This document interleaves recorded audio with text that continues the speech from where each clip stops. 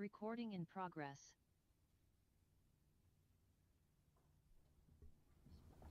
Have we heard from Mayor Burgell?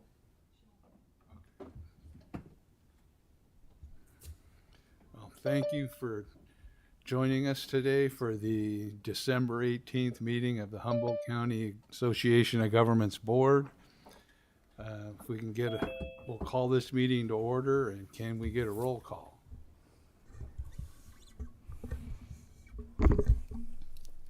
Chair Johnson, Here. Supervisor Madrone, Here. Mayor Sawatsky, Here. Mayor Burgell, Councilmember Atkins Salazar, Here. Councilmember Jorgensen, Here. Mayor Pro Tem Kenny, Here. Councilmember Orr,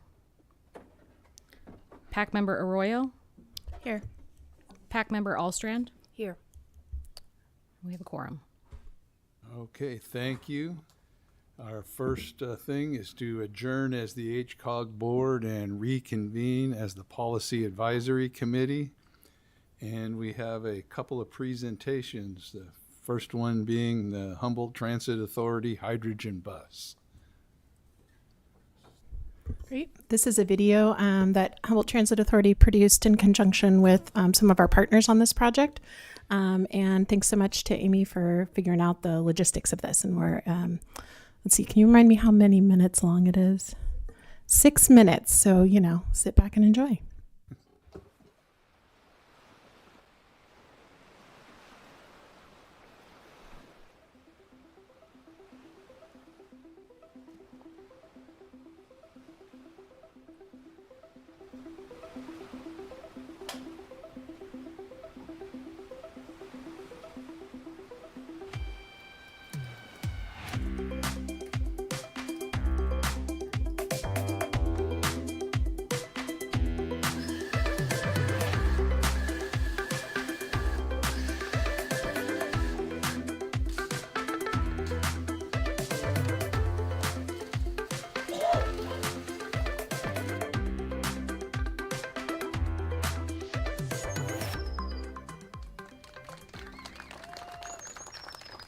We had a ribbon cutting today. Ribbon cutting for our first pilot bus, the first hydrogen fuel cell bus in rural America, which is really cool. Today we are proud to unveil the first hydrogen fuel cell bus in rural America.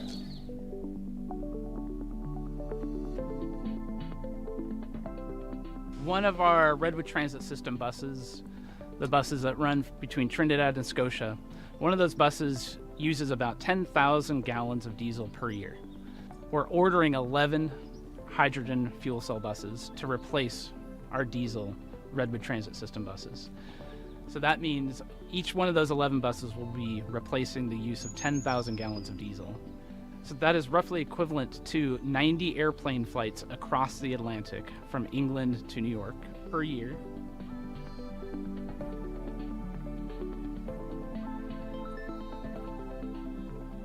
What hydrogen fuel cell buses bring to the table is range.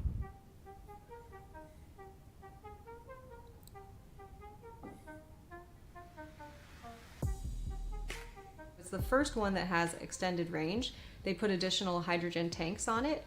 And so to make sure that it could handle not only our range that we need, which is the 400 miles essentially, it also needs to be able to climb the grades and do the routes that we have here. So it's not just stop and go in town driving. This is long distances up and down over our hills. It's been over to Willow Creek. It's the same technology as a battery electric bus, but with a different fuel source, so you don't have those long charge times. It can go a lot farther on one tank, which you fill up similarly to diesel. It takes about 10 minutes versus hours of charging, which is super cool.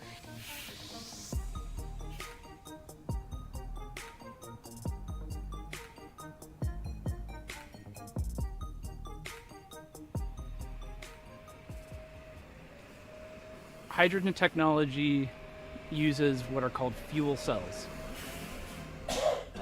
that take hydrogen and they take oxygen and they put them together to make water. When that happens, energy is released, and fuel cells allow that energy to be captured as electricity to power an electric motor. None of this technology is the first generation by the time it's coming here to Humboldt. This is all tried and true. It's been around for over 25 years in transit in California. But in a rural setting, it's much harder to do. And we're gonna have to have a fully operational independent site here, which means a lot more planning and a lot more time to do something like that and bring something completely new to our area. We are going to have a state-of-the-art hydrogen fueling facility with an over-the-fence component that people can come and actually fuel their own vehicles or other fleets can use, which is very exciting. And then we're going to have the North Coast Zero Emission Training Center here at HTA. We're hoping not only can other transit agencies see what we're doing and learn from it, but they can actually send people here to train on our technology and in this training center where we're going to have sample boards of the different components that even someone like me can go and plug things in and play around with it. We are a pioneer in this and we want to make it successful so that other rural transit agencies can use this in the future. Humboldt Transit Authority is working with our local high schools, our local community colleges, even outside of Humboldt County, to bring in funding and resources needed to develop the next generation of automotive mechanics and workforce in Humboldt County. If you live in Humboldt, you know that it's one of the most beautiful places on the planet.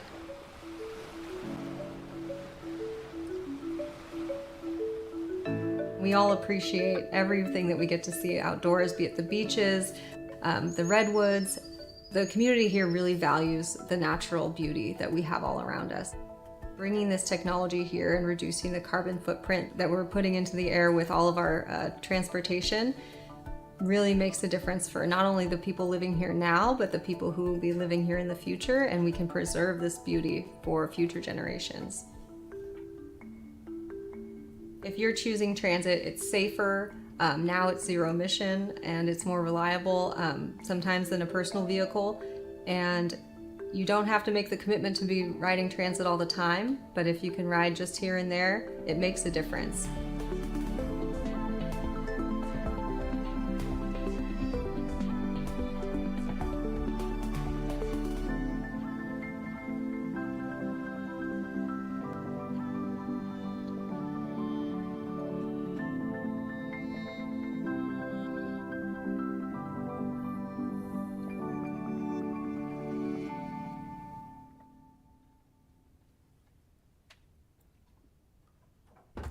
Thank you so much. Hope everyone enjoyed that. We'll make sure that you have access to that link. I think it's some incredible footage of Humboldt County, lots of footage of Trinidad, but some great shots of our beautiful area, and I think really makes at least an introductory understanding of hydrogen a little simple, more simple for people to understand. So, thanks. Thank you.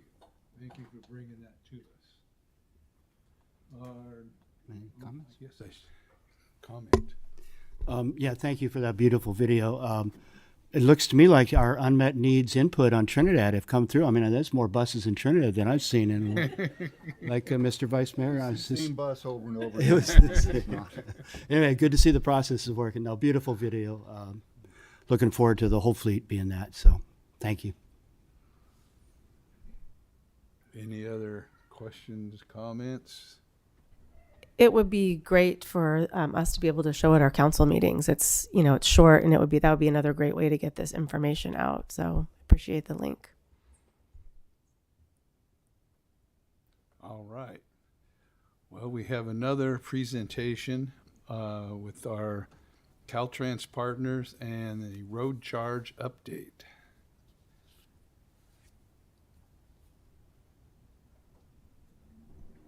It seems like we may have some public comment on that last video. Oh. Can we get anyone public comment?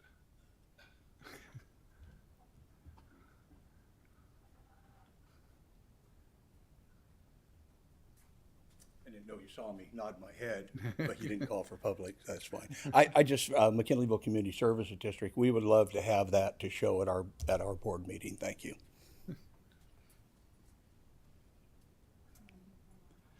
And looks like we have a hand up online also. Good evening, HCOG. Can you hear me okay? Yes. Pretty good. Hey, Dennis, this is Julie. Good to see you there. I'm glad we had an opportunity to give public comment on this presentation.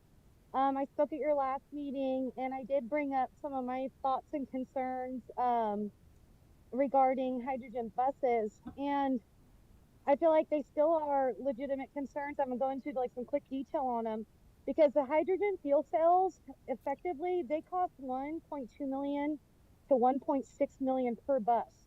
They predominantly come from China unless we're going to get ones built here in Michigan and the US, which are more expensive. Just in general, getting one hydrogen bus is 1.2 million per bus.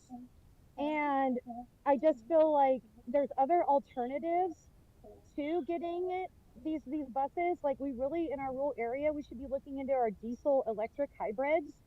I don't know why that's not an option that we haven't discussed, but the way that we are just relying on funding to provide transit because the county's broke, I think we should go in the most economical and most feasible way as far as the long term. So those are just my thoughts. There are other options, and I do think they warrant being explored. Thank you. Thank you.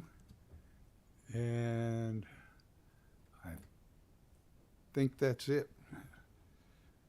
So as I started to say, we have a presentation from Caltrans on the road charge update. And I have Francis online. Francis, you can go ahead and turn on your video and share your screen with us. Sure. Hi, everyone. I'm Francis Diaz-Sanchez. I'm with the California Transportation Commission, and I am the Needs Assessment and Road Charge Program Manager here at the Commission. I work very closely with Lauren Prohoda from Caltrans, who actually has overseen the road charge pilots. So I will get started to share my screen now.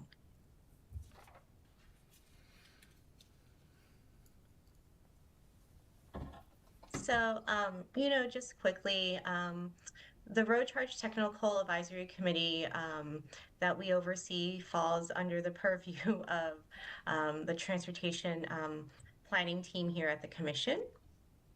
I just kind of wanted to give some background over the Road Charge Technical Advisory Committee that has provided input to each of the pilots that has been conducted and led by Caltrans. So just some simple background in history. Senate Bill 1077. Sorry, we can't see your screen. Oh, you can't? No. Oh, no. Okay. I have challenges with Zoom sometimes, so. Oh, you know what? Let me go back and share my screen.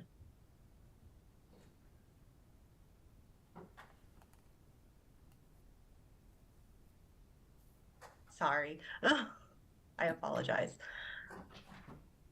It's okay. If it doesn't work, I do have a copy. Okay. I think I have it now. Yep, there we go. Is that showing up now? Yes. Okay. All right. So quickly, I'll move to just the background and history. Oops. Here you go. So in 2014, Senate Bill 1077 established the first road charge pilot in California. That concluded in 2017. Lauren can correct me if I'm wrong there. It also established the creation of the Road Charge Technical Advisory Committee. The Road Charge is comprised of 15 members and directed the TAC to study road usage charge alternatives to the gas tax. It is a forum where the public can come, attend our meetings and provide comments on issues and concerns related to the pilot programs or road charge in general. And the TAC provides recommendations on the design of pilot programs to test the alternative road usage charge approaches. And provides those recommendations to the Secretary of the California State Transportation Agency, also known as CalSTA. You know, the TAC has developed recommendations on the criteria to be used to evaluate the program, which we have provided to Caltrans in the past, you know, to take into consideration. At a very high level, road charge is paying based on the miles driven rather than on gallons of fuel. This is the reason that this bill wanted to study road charges, because we're already seeing, you know, back in 2014 that fuel taxes were anticipated to decline due to fuel consumption or decrease in fuel consumption. You know, this isn't unique to California. As such, California has been studying the feasibility of road charge as a long-term sustainable replacement for fuel taxes. Road usage charge is just another users pay principle, but a per mile fee. So it's just looking at charging people based on the number of miles they drive rather than on the gallons of gas they buy. This is more important now, and this will tie to the next few slides I have, because vehicles have become more fuel efficient through improved fuel economy, the development and adoption of hybrid vehicles, and the adoption of zero emission vehicles.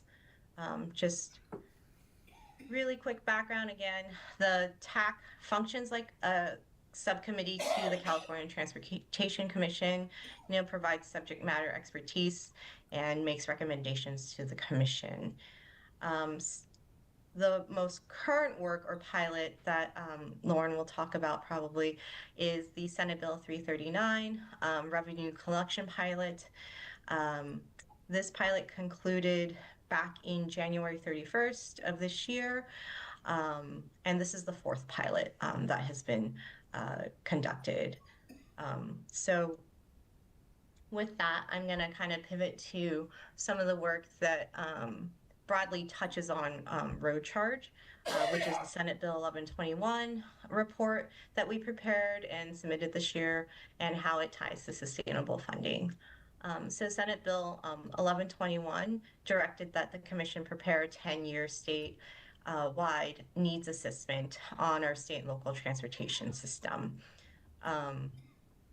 As I noted, we finalized this report back in May of our commission meeting and submitted it to the legislature there afterwards. And the intent of the report is to assess the cost to operate, maintain, and grow the statewide transportation system.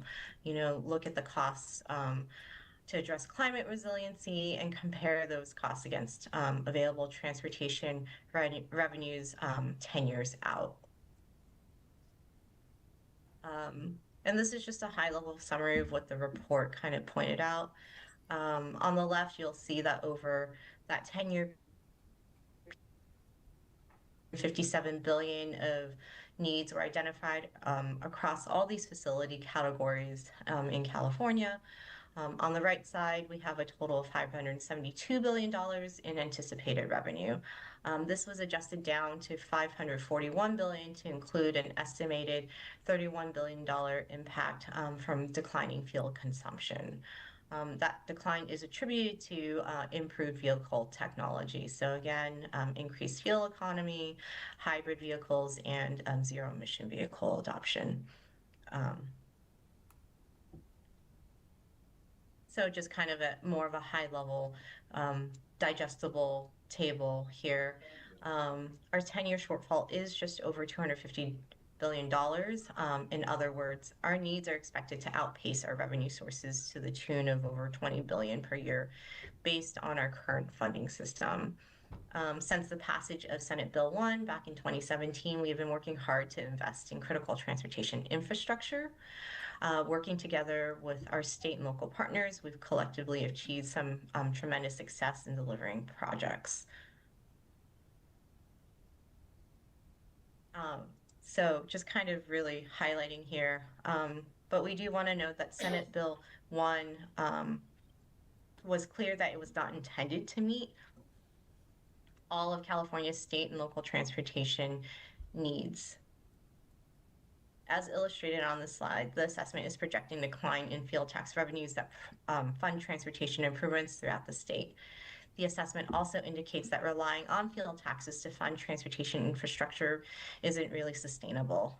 This phenomenon, again, is not unique to California, and it is of national concern, which Caltrans can elaborate further in their presentation potentially. To meet state and federal goals, particularly in the areas of safety, equity, and climate action, economic prosperity, the transportation funding system, both federally and within California, must be fair, accountable, and sustainable into the future. As part of the assessment, we worked with a group of stakeholders through a public process to identify some initial recommendations on how to achieve this. As part of our recommendations process, we developed a set of first principles of co-equal importance. These principles illustrated on the slide, reflect the goals that transportation infrastructure must support in California. They are based on existing state goals and further developed with stakeholder input. As the federal government pursues the next surface transportation reauthorization legislation package, and as the state legislature considers solutions and mechanisms for sustainable fundings, these principles can help inform that discussion. Now for our actual recommendations in the report. Given the shortfall and the impact to critical infrastructure, the assessment really kind of honed in on recommending that a phased-in implementation of a sustainable funding mechanism to fully replace the gas tax. An important goal in this process is to figure out how to stop the near-term loss of funding due to declining fuel consumption and determine how a long-term solution to modernize how we fund transportation infrastructure at the federal and state levels. So we know that there is a problem, and in our discussions, one of the sustainable funding mechanisms that could be part of this suite of options is road charge. And with that, I kind of wanted to conclude my quick presentation here on our role and what we've done to evaluate the current state of our transportation needs and projected funding out 10 years. If you have any further questions, please feel free to contact me. I have my email listed here, or my manager, Laura Pennebaker, for any additional questions. And I will pause for questions here as well. Are there any questions for our presenter? I just wanted to make sure I understood. Did you say the goal is to 100% replace the gas tax with the usage charge? So in the report, we have evaluated some of the options, and really what we put forth to the legislature is that we need to do something soon, and the best approach would be a phased-in implementation of some long-term sustainable funding mechanism. One of them that was brought up and discussed with stakeholders was road charge. Ultimately, it is up to the legislature to decide how they would like to replace the gas tax in the future. But we just kind of, within the report, presented some of the options out there. Vehicle registration fees were discussed as well. So it's just really highlighting that something needs to be done sooner. We have been studying road charge, and there are these other options, and we can kind of engage with the legislature some more whenever that time comes. Thank you. Apologies. How would the road charge work? Did you describe that already, if I missed it? It's a per mile fee. So every mile you drive, there's a rate set. And my colleague Lauren Prahota, I believe, who's there in person, would definitely be able to talk specifically more about how the road charge would work, especially with her expertise on road charge. Thank you very much.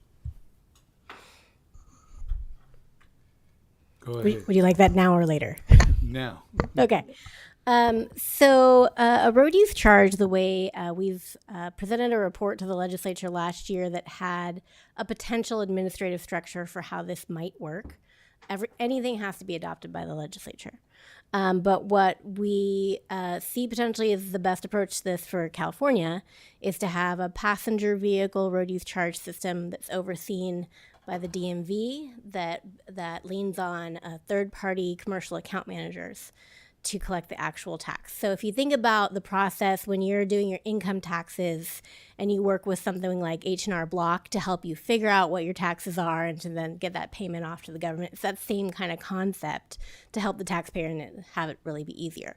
And then commercial side would be overseen by the California Department of Tax and Fee Administration, which is like the longest department title ever. And where trucking is currently used to going, they do some current reporting for interstate trucking through that agency, so it's a system that they're already familiar with. On the day-to-day basis, how it works is you as a taxpayer would have an option of how to report your miles. We'd have a range of options from things that are very low tech, something like you could drive to a Jiffy Lube or something and have them read your odometer and report it. One and done, no data is shared, nothing like that. You could take a picture of your odometer. We've piloted things like a plug-in device that goes into the OBD2 port in your car that can track the miles. Many cars these days also have in-vehicle telematics, which makes it very easy for reporting. That's a range of options there that has a range of technologies, a range of level of sharing of information. So people would have the power to choose their own way to report their data so they can control their own data use and data sharing. And they would report, they could do it monthly, they could do it quarterly, annually, depending on how they like to manage their budget. And that would be how they'd interact with the account manager to send that tax due off to the state. That's the basics. Hopefully that gives you a sense of it. Okay. I see we have somebody online too. We do have a follow-up. Lauren here will have a second slide part deck to 2. share. All right. So thank you so much I'm so glad to be with you here today in beautiful Humboldt County. And Francis has kind of set up the situation that the state is in, both state level and local city and county governments. We rely on the gas tax for transportation funding, whether it's filling in potholes or buying hydrogen buses. This is something that we've built on for over 100 years now.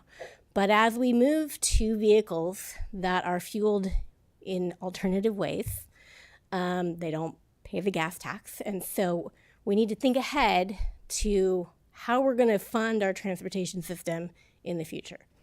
So one of the things that the state has been researching as a potential, it's just research at this point, nothing has been decided, is a road use charge.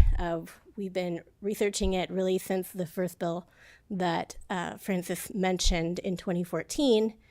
And we've done 4 pilots. And what I'm really here today to talk to you about is give you an update on our 3rd pilot that the report has come out that really focused on rural and tribal communities in our state and the impacts and priorities of those communities. We did this pilot in 2021, and I was up here at a couple of meetings. Of course, Stacy is on our technical advisory committee, and she was very helpful in recruiting for that pilot. So much so that Humboldt County really won in terms of our participants, both in terms of rural participants and tribal participants. So that was great to see that. But just to give you a sense, once I figure out the clicker, maybe it's this one. Nope. There we go. Of what this project was about. Primarily was engaging with rural areas of our state and the tribal communities, the 110 tribes in our state, about what they thought about this new idea, how it might fit into their day, what problems they foresaw, what their priorities are.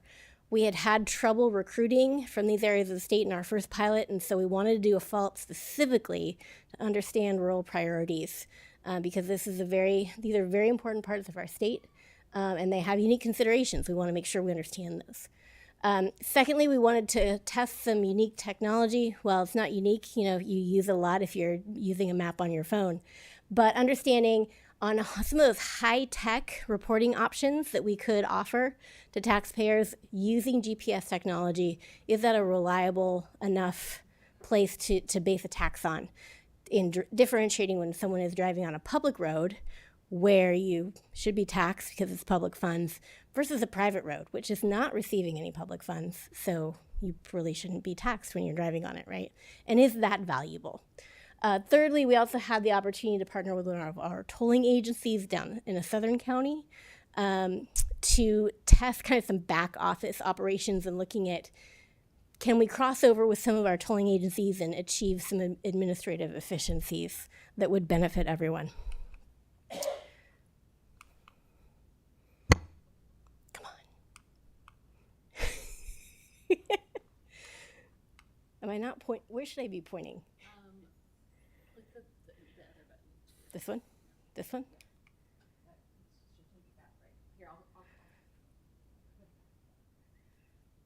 Okay, I'm just not seeing it up there, I guess.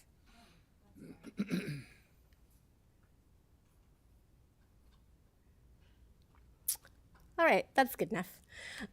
So in order to, rural communities can be tough to engage sometimes, and we wanted to do everything we could to get their opinions across. So we came at it from a number of different angles.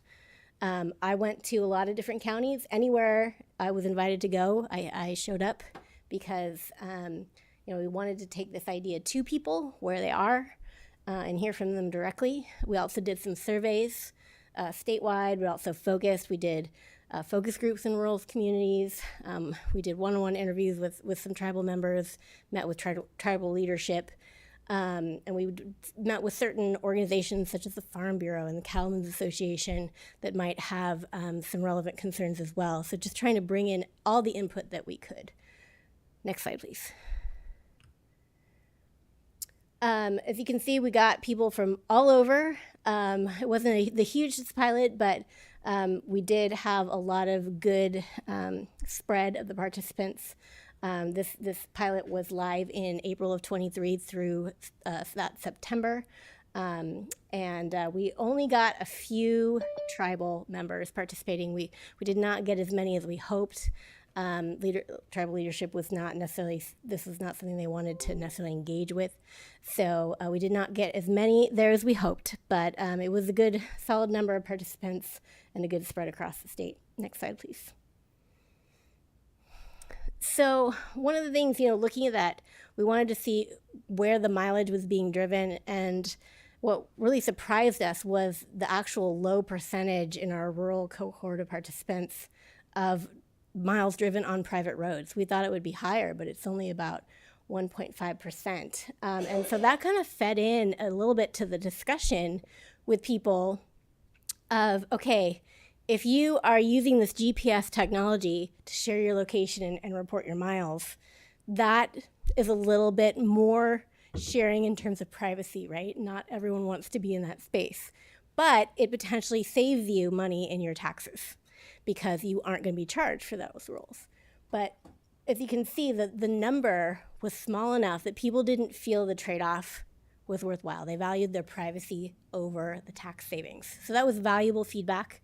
And as we looked at the cost that's involved in some of the data processing behind this type of information, it really raised the question of, is it worthwhile for the state to have this kind of system when people are maybe not finding the benefit from it and the cost is pretty high? So that's one of the questions that we presented back to the legislature.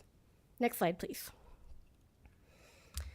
Again, as we talked with folks in these areas, they understand, you understand your public work budget, you understand there's an issue, you understand it's going to grow moving forward, and rural communities want to be at the table and part of the solution. We need to work together to figure out what's the best path for the state in terms of solidifying our transportation funding moving forward. Again, as I said, that priority for privacy over lower taxes did kind of float to the top as we discussed these things. There was a general expressed preference for, okay, we get the problem, We don't love the idea of road use charging. If you're going to do this, can you just do it for EVs and then keep the gas tax in place for the rest of us? So that was important feedback to hear. But another point that we observed was, particularly for folks who are in the pilot and experiencing it for 6 months, they end up with a very high percentage of support of the idea once they've lived with it, right? And we've seen this across a lot of pilots, that people start out very nervous of this new idea. Once they live with it, experience it, oh yeah, that's fine, we've adapted, that kind of thing. So that was interesting to see even in the rural areas of the state. Next slide, please. In terms of the tribes, the feedback that we got from the tribes was they adamantly do not like this idea, primarily because of the issue of sovereignty, which of course we deeply respect. They are their own sovereign nations, and they don't want the state of California taxing their members in this way. But one unique thing that came up in the discussions was their concern over the impact to tribally owned gas stations. We estimate there's about 40 of those in the state. Not all tribes have them, but those who do, they are a significant revenue source for that tribe. And they do not collect the state gas tax, so that gives them about a 60-cent per gallon advantage that drives business to them. So they are actually very concerned over the thought of the gas tax going away, and they're concerned about the effect on their gas stations, which are really critical to the needs of their communities. So that was an important thing to hear. And then just the need for tribal funding. This issue is also being studied at the federal level. Congress has passed, as part of the last transportation bill, the intention to do a national road use charge pilot.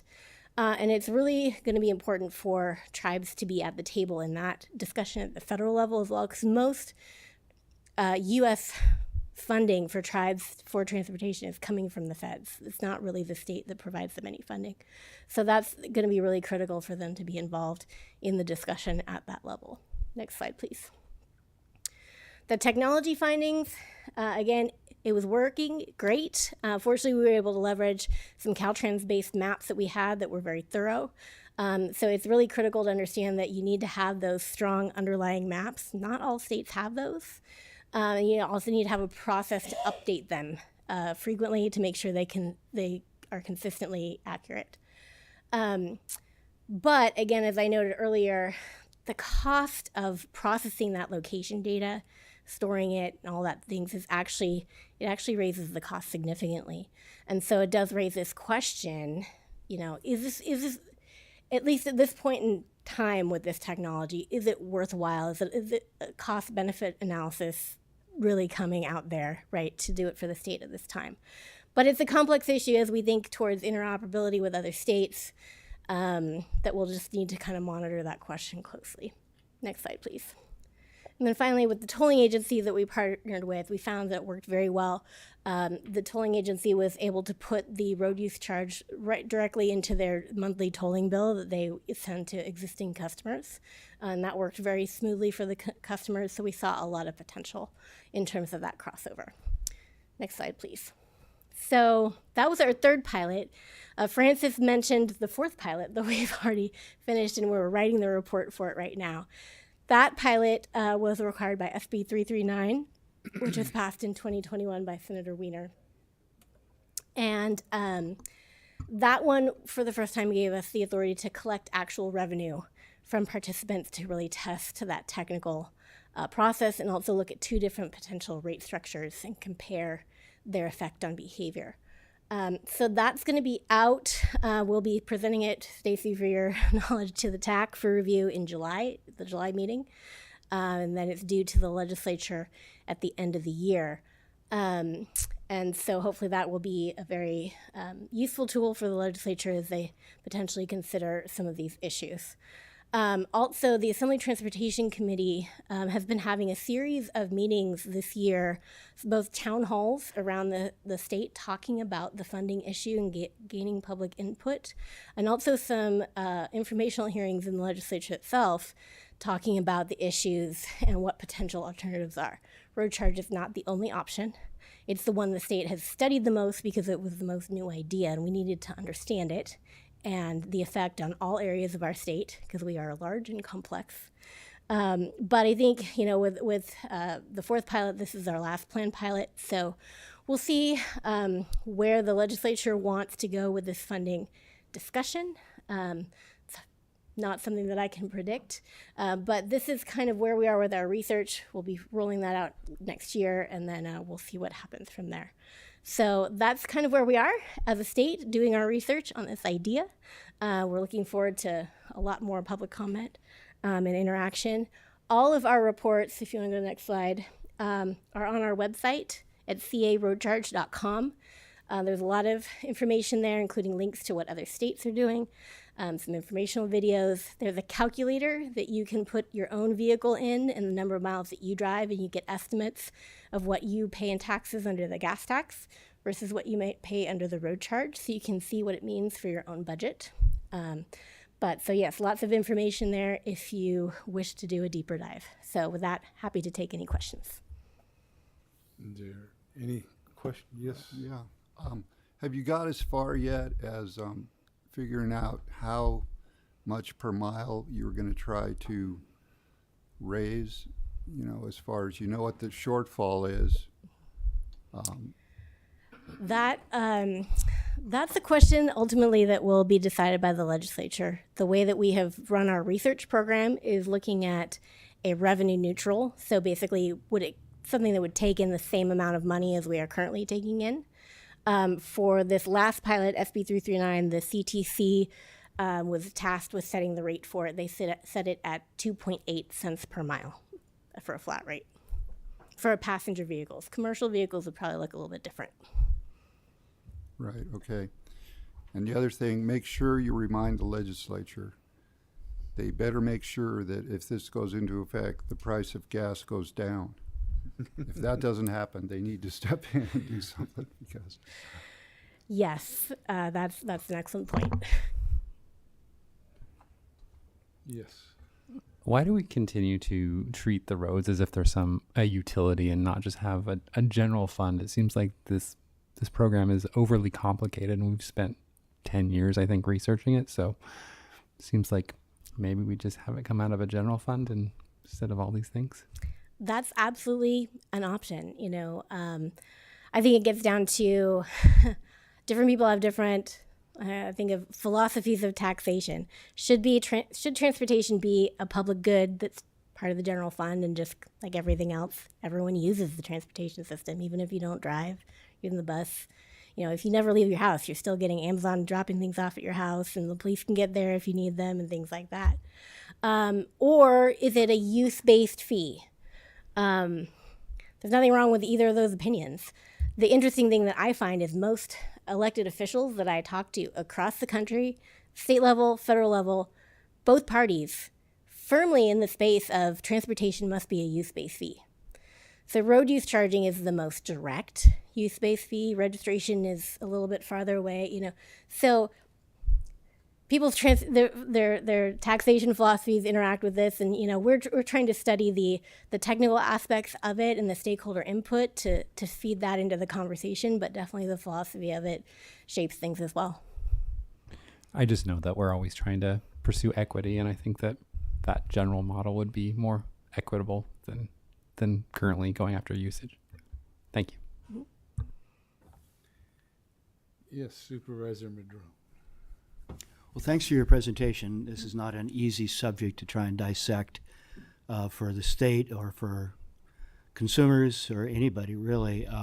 Just some quick math, 12,000 miles a year average for a passenger vehicle at 0.28 cents or 2.8 cents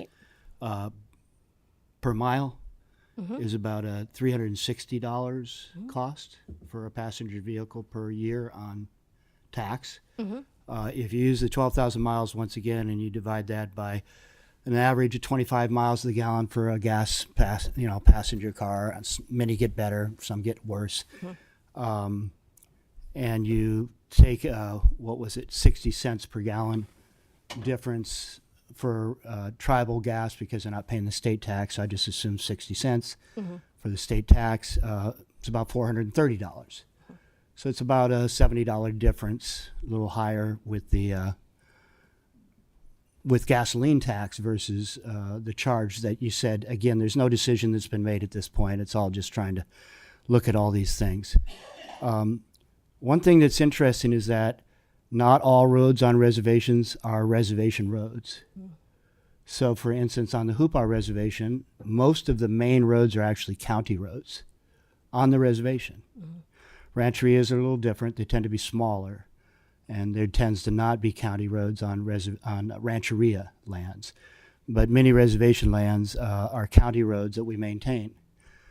In Humboldt County, we've got, like for instance, in McKinleyville, which is unincorporated county, we have 3 types of roads. We've got private roads, which make up possibly, I don't know, Dennis, what do you think? Maybe half the roads in McKinleyville, a third of the roads in McKinleyville, third of the roads in McKinleyville are private. And many people don't know the difference between a private and a public, although most private roads are gravel. But not all private roads are gravel. There's also a category of county roads that are unmaintained by the county. And then there's county roads that are maintained. So back in the 60s and 70s, Public Works Department dropped a lot of roads out of being maintained, even though we still have easements on them, in order to save some money, basically, and not have to maintain them. So it's actually the private residents that maintain those county roads that are unmaintained. Gwynn Road is an example of that in McKinleyville. So there's these complexities around who's responsible for the roads and all that, and I wasn't sure if you got down to that granular level or not in terms of looking at, road systems in rural communities, but there's a lot more to it than just private and county. So those are just some of the things that might need to go into this. I mean, I recognize that we're going to have to raise money somehow or another. I don't think we're converting to EVs as fast as some people had predicted or would like to see. What is the percentage right now? Maybe 10, 15% EVs at this point? So let's see, there's about 1.9 million registered EVs right now in the state out of about 32 million total. So 2 out of passenger. 32. Yeah. So, I about mean, it's 16, still yeah. reasonably, because we just have a lot of cars in California. Yeah. And it's going to take us a while to convert that entire. I mean, a lot of people aren't going to convert to EV till their car turns 20 or 25, right? Just because they've invested. So it might be a while. I mean, so I kind of like the idea of let's figure out a tax on EVs for now. Yeah. So they pay their fair share. Yeah. And as we move closer and closer to that shift over, then we can have a system set up to modify as we go. Right. And that's one potential option, definitely. I would note that it's important to keep in mind that EVs are not the only issue here. The fleet itself, gas-powered vehicles, are also more fuel efficient, so they are buying less gas. But there is a lot of flux right now in various EV policies, where the market is and what car companies are doing. So it's hard to predict right now, definitely. But, I think there's been a number of reports, both from the Legislative Analyst's Office, definitely the 1121 report that the CTC did, talking about it's not maybe here yet, but wisdom would say we need to start working on a solution here before it's bad, because obviously our transportation system is critical to everything that we do in our day-to-day life. So Absolutely. We want to make sure that it remains strong. Again, all modes are funded by, well, with the exception of high-speed rail, everything in the transportation system is primarily funded by the gas tax. So Yeah. support. So one of the other ancillary impacts is car insurance. So the insurance companies would love to know your mileage. They ask you to report it, but it's not required by law. And the higher mileage, the higher your insurance costs. So the suggestion that you might be able to use odometer readings and turn those in, there's an impact there on people's car insurance possibly going up over what they currently are. People are struggling just to pay, to buy gas to get to work right now and all that. So I don't see any easy solution here, frankly, but that's just an ancillary impact that might be thrown into the hopper. Yeah. You're right. It's never easy to talk about taxes, whatever you do. Supervisor Arroyo. Thank you.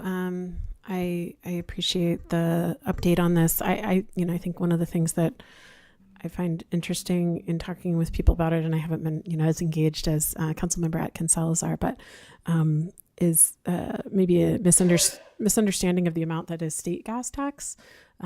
Because as a county, we struggle with, road maintenance and infrastructure mightily.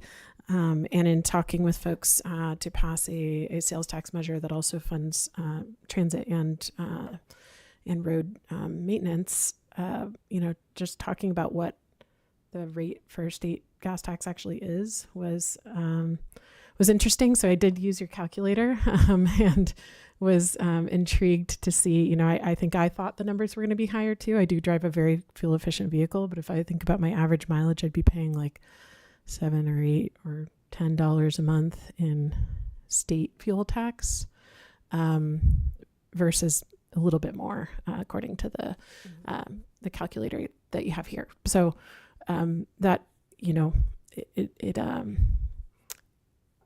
I think that the revenue can only be stretched so far, and I understand that's why we're studying this, but I can appreciate, and I think it's a good thing to be able to convey to people that by using this calculator, what actual state fuel tax is, because I think people are lumping together in their minds a lot of other costs, but the revenue streams from that are very limited.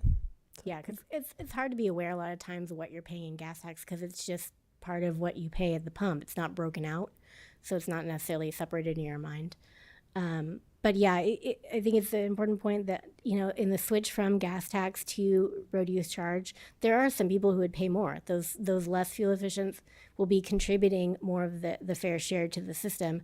Those who have more fuel efficient vehicles, which the research we've done shows that they tend to live in rural areas. They have the bigger trucks that are needed for more remote areas, snow, all those things, just the way of life, and those in low-income communities.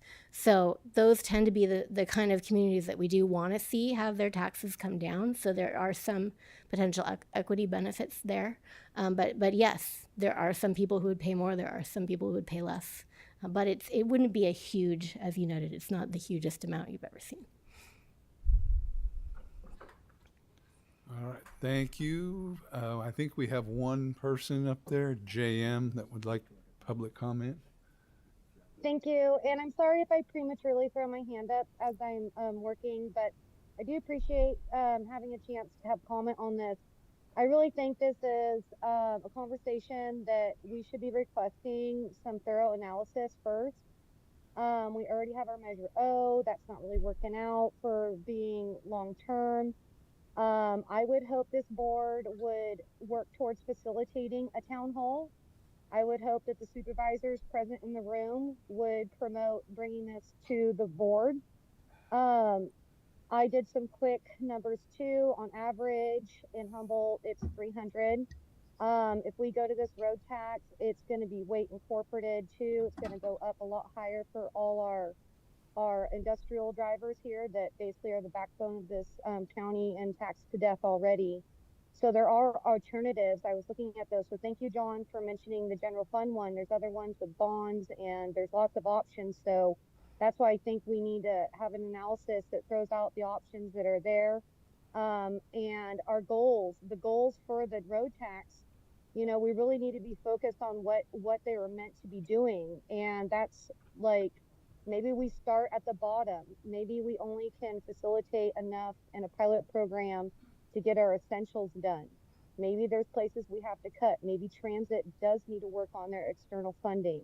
So I think this is a very large conversation that I think is really inappropriate, honestly, to only be in these chambers. So again, I would really support this board to push a town hall, push this going to supervisors, because it'll be here before we know it. It sounds like it's already a problem. We should have been focused on it sooner. Thank you. Thank you. And I think we have another public commenter.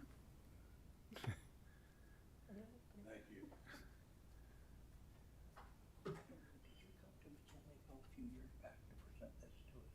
I don't think I may have done it remotely, but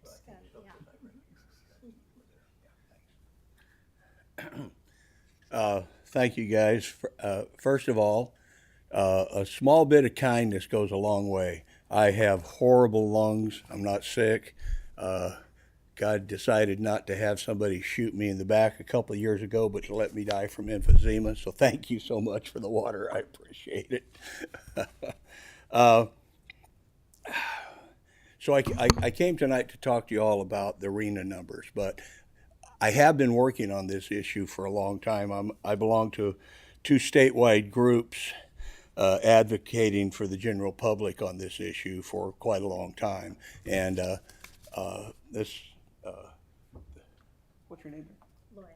Lauren came to our board a long time ago on Zoom to get us to try to buy in on the original, you know, do you want to try this out or nothing, or not. And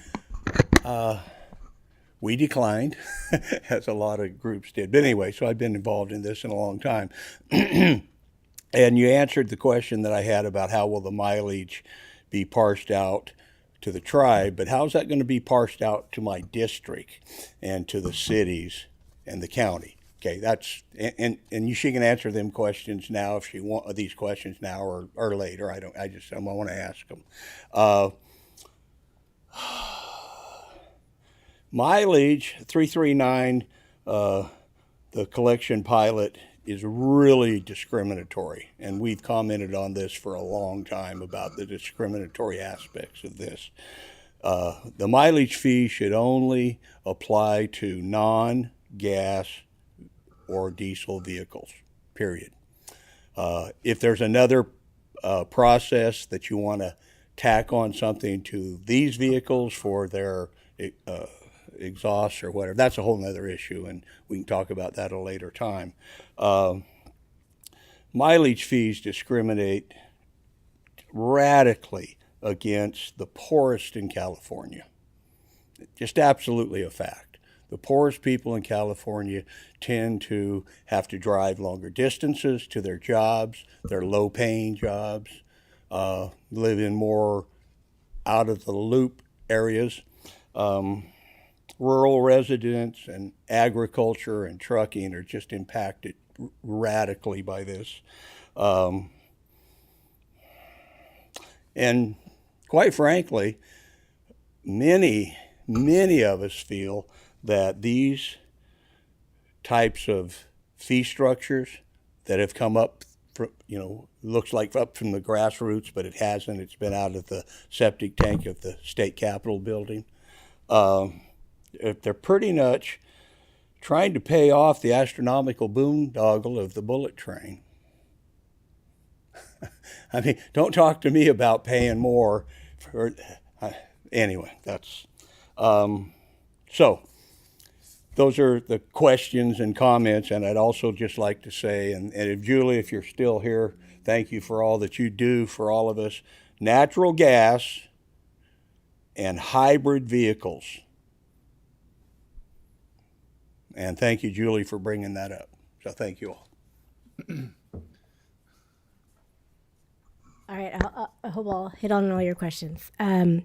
First off, I do note that High Speed Rail does not receive any gas tax money that's funded by separate things. But in terms of how the money is spent, so what we're looking at here is how to stabilize our existing funding. That existing funding is already being spent. It's laid out in very complex detail in state statute about certain percentages that go to the state highway system, certain percentages that go to the county and local transit. If you wanted to get into the complexities of how all the money goes, we actually have a chart at Caltrans that takes up half a wall showing all the money flow. It's very complex. That's all laid out in statute. Certainly that could change. That's always in the purview of the state legislature. Our research program has focused kind of on the collection side of how do we change that mechanism that's bringing the revenue in, not necessarily on how it's spent. But of course, that's always part of the discussion of politics. So it could change, but it's definitely laid out currently in how it gets to counties. And that's what we want to make sure that we're stabilizing is your existing public works funds, transit funds, things like that, because we don't want to see it already going down more because you have great needs. So did I get all your questions? Not exactly, but we'll talk later. Okay, happy to do that. Hi, I couldn't help myself. Matt Simmons from the Environmental Protection Information Center. It's odd to give a public comment that's sort of for Caltrans to you guys, but I was wondering if there was any consideration of the weight of the vehicle as a factor in the road charge. Heavier vehicles cause more damage to roads, and currently miles per gallon and fuel efficiency sort of naturally charges a slightly higher tax to heavier vehicles. But if we move to a pure just vehicle miles traveled based tax, that would flip back the other way. And actually in the short term, this would probably disadvantage electric vehicles slightly, right? Like an electric Ford F-150 is heavier than a gas powered Ford F-150. But in terms of, tracking road damage to vehicle, I feel like it would make sense. And then the only other thing I wanted to say is that I think the poorest Californians can't afford a car. I just wanted to say that. Thank you. Happy to speak to the weight issue. So yes, we've thought about weight, and we also think deeply about impacts to pavement at Caltrans. So when you think about the impact, the relationship of vehicle weight to pavement and bridge, the relationship is not linear. It's actually exponential. So what that means is, at the smaller vehicle weights, there's not that much difference in how they affect the road. Anything under 10,000 pounds is not something that we definitely consider in our pavement analyses at Caltrans. And pretty much all passenger vehicles, even ones with EVs, are under 10,000 pounds. It's when you get into the commercial vehicle side with up to 80,000 pounds that you really see those impacts. And so that's why I mentioned, the rate structure for the commercial vehicle side would probably need to look different. Commercial vehicles do already pay weight fees in addition to the gas tax because of those effects. So there is that already in our funding system. But we have worked extensively with the California Trucking Association, talking through what their needs are in a funding structure. This is one of the reasons why we propose having their road use charge program overseen by the Tax and Fee Administration, because that was their preference. It's like, we already do this, we can roll it into some of the reporting we already do. We also talked through rate structures. The Eastern Transportation Coalition, which is a coalition of the states on the East Coast along the I-95 corridor, they've done a number of trucking-focused road use charge pilots with input from the industry. And they've piloted a 4-category rate structure of, I think it's 10 to 26,000 pounds, 26 to 40, 40 to 56, and then 56 up to 80, as kind of capturing that fuel replacement that you mentioned, because it takes more fuel to get 80,000 pounds moving. It's basic physics, right? So that there is that greater fuel use. So that has been looked at. We have thought a lot about weight. It is one of the considerations, and you could do more with it. The thing about road charge is it opens up a lot of possibilities in terms of rate structure. And I think some of that will be discussed in our SB 339 report, as the legislature requested us to do. So keep your ears open for that. But yes, we have looked at that kind of factor in this. Okay, thank you. And I don't see any online comment. Is there any other? Supervisor Madrone. Well, I really appreciate the outreach you've been doing with your surveys, your pilot programs. Good to see Humboldt had 17. I mean, it's not astronomical, but it's better than anywhere else, right? It was 15 down in, Inyo, I think, had 15, way over on the eastern side of the Sierras, which is interesting. I told you, as Humboldt well. County They're won. highly rural as well. Who's going to make the decision on this? Is it going to be the Transportation Commission, the governor, the legislature? Will it be the voters? Will it go to the voters? How's that going to work? So it's definitely a statutory issue, right? Any change in our taxes needs to go through the legislature. Any bill would need to be signed by the governor. Since this is a tax issue, it would require a 2/3 vote of the state legislature. Mm-hmm. My guess is that some changes to Article 19 of the state constitution may be needed as well. That would definitely have to go to a public vote. When the state passed SB 1 in 2017, which raised the state gas tax, that faced a recall effort. So that went to a public vote. That's a possibility here as well. So, I can't entirely predict the future, but it is the decision makers are elected officials at the state level. But you are also elected officials, and I think it's appropriate for you guys to consider where your priorities are and what you want to advocate for your communities and what you think is the best path, and communicate that with your state level officials. This is a complex issue. Taxes are never easy. They're never easy to solve. And we've been just working as our state research program to engage and invite all stakeholders to the table, the public to the table, because we all have to work together to figure this out. So your guys' voice is important. So any further questions that I can have, I'm always happy to come up to any community and talk about this and answer questions with the public, and just engage and take input. All input is valuable. We do have on our website an email address. You can give us input, newsletters to keep updated, things like that. We take it all, even the ones full of 4-letter words. So just happy to have all that, because again, this is a research program. We're trying to figure out what might be best for California. But again, no decisions have been made yet. So we want to get everyone's input while this is being explored. I appreciate that. And I guess tonight this is just a receive and file. It's not an action item for us. So we'll need to know when the appropriate timing is for us to weigh in officially as a board and provide input from Humboldt County for the people we represent. So I don't know if you know when that might be right now, but I appreciate your communications with our executive director on timing so that we can properly agendize this, Mr. Chair, as an action item for our input to the process. And I will say, some of your slides you talked about in the feedback you got of people's mistrust, right? And I recognize that, like you already answered, the expense part has to be looked at and would have to be changed if somebody felt it needed to be changed. I think in general, the view at the local rural level is that the money that Caltrans gets for highways is never enough, but it is certainly a hell of a lot better than the funding we get for our county roads out of that process. It's night and day difference. We did pass a local measure, and then maybe we can be a self-help county and get a little bit more of that state tax, but we're woefully underfunded at the county level, not only for roads but transit, because we're so rural in nature. So if we're really going to get everybody on board and support whatever changes come forward, I would submit that, at least me personally, think that we're probably going to have to relook at that, how we divvy up the money if you're going to want to gain that local support. Mm-hmm. And rural is probably different than urban, and that's where the votes are, and I get that, but just a couple of cents there of my opinion on what we probably are going to need to do to get rural support for something like this. More money for rural roads. And I think the AB 1121 report that Francis referenced, defining the needs, right? A big chunk of that is what are local needs. And that'll be a big piece in the discussion of the legislature, and you guys can definitely leverage that report to highlight.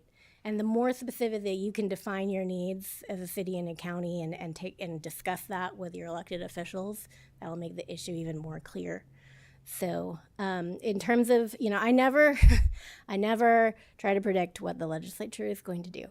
I will note there is a current bill, AB 1421 by Chair Wilson in the Assembly that may continue moving this year. So that's one particular bill that you might want to follow and see what happens with it. Can I tell you what's going to happen with it? No.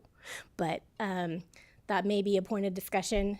Again, I cannot predict timing or anything like that, but we are coming towards the end of our research. There's still some implementation technical things that we're definitely working on, but we'll see where it goes.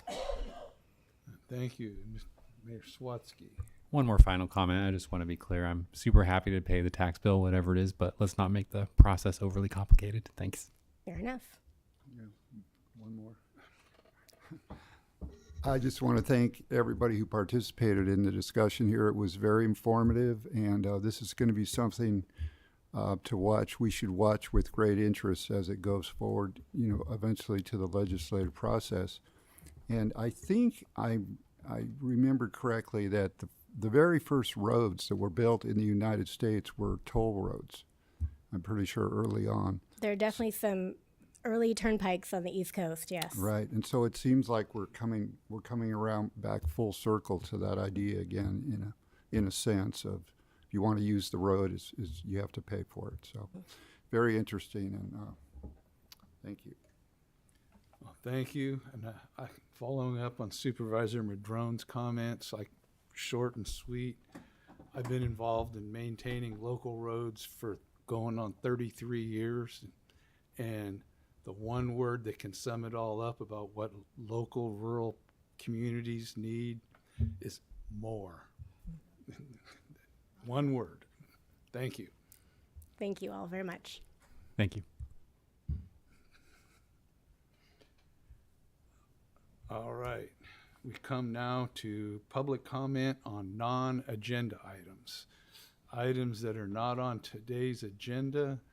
If you haven't something you'd like to bring to the board, this is the time. And, oh, JM. Sorry, I should have put my hand up sooner.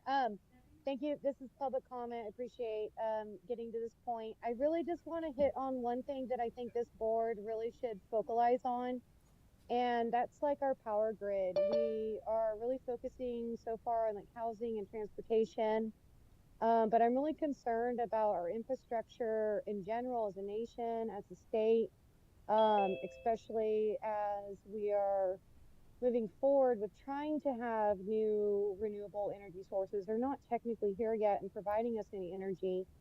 And we live in a really unpredictable area when it comes to natural disaster. And I just am always really concerned about our communities and the reality check of long power outages. So I just would really appreciate this board taking that as a priority, because it's something that without it, we can't really facilitate the other goals. So thank you. And whatever we can do to maybe have a presentation in regards to that, I think would be productive. Thank you. And thank you. Any other non-agenda comment? Seeing none, we come now to the consent calendar with the approval of the meeting record from November 20th. Does anybody have any comment or questions regarding that? Is there any public comment on the consent calendar? Nope. All right, I'll entertain a motion. So moved. Second. Okay, we have a motion and a second. All in favor? Aye. Aye. Aye. Opposed? None. All right, thank you. Consent calendar is approved. And we come to action items on the 25-26 OWP and a budget amendment. Yes, thank you, Chair Johnson. So I'll be quick here, but by all means, if any board members have questions, happy to go into further detail.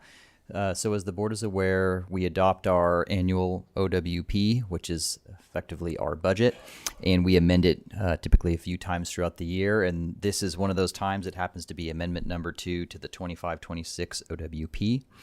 The primary reason we're bringing this amendment forward is before the end of the year, we need to be able to add our carryover fiscal year 24-25 funds to this year's budget.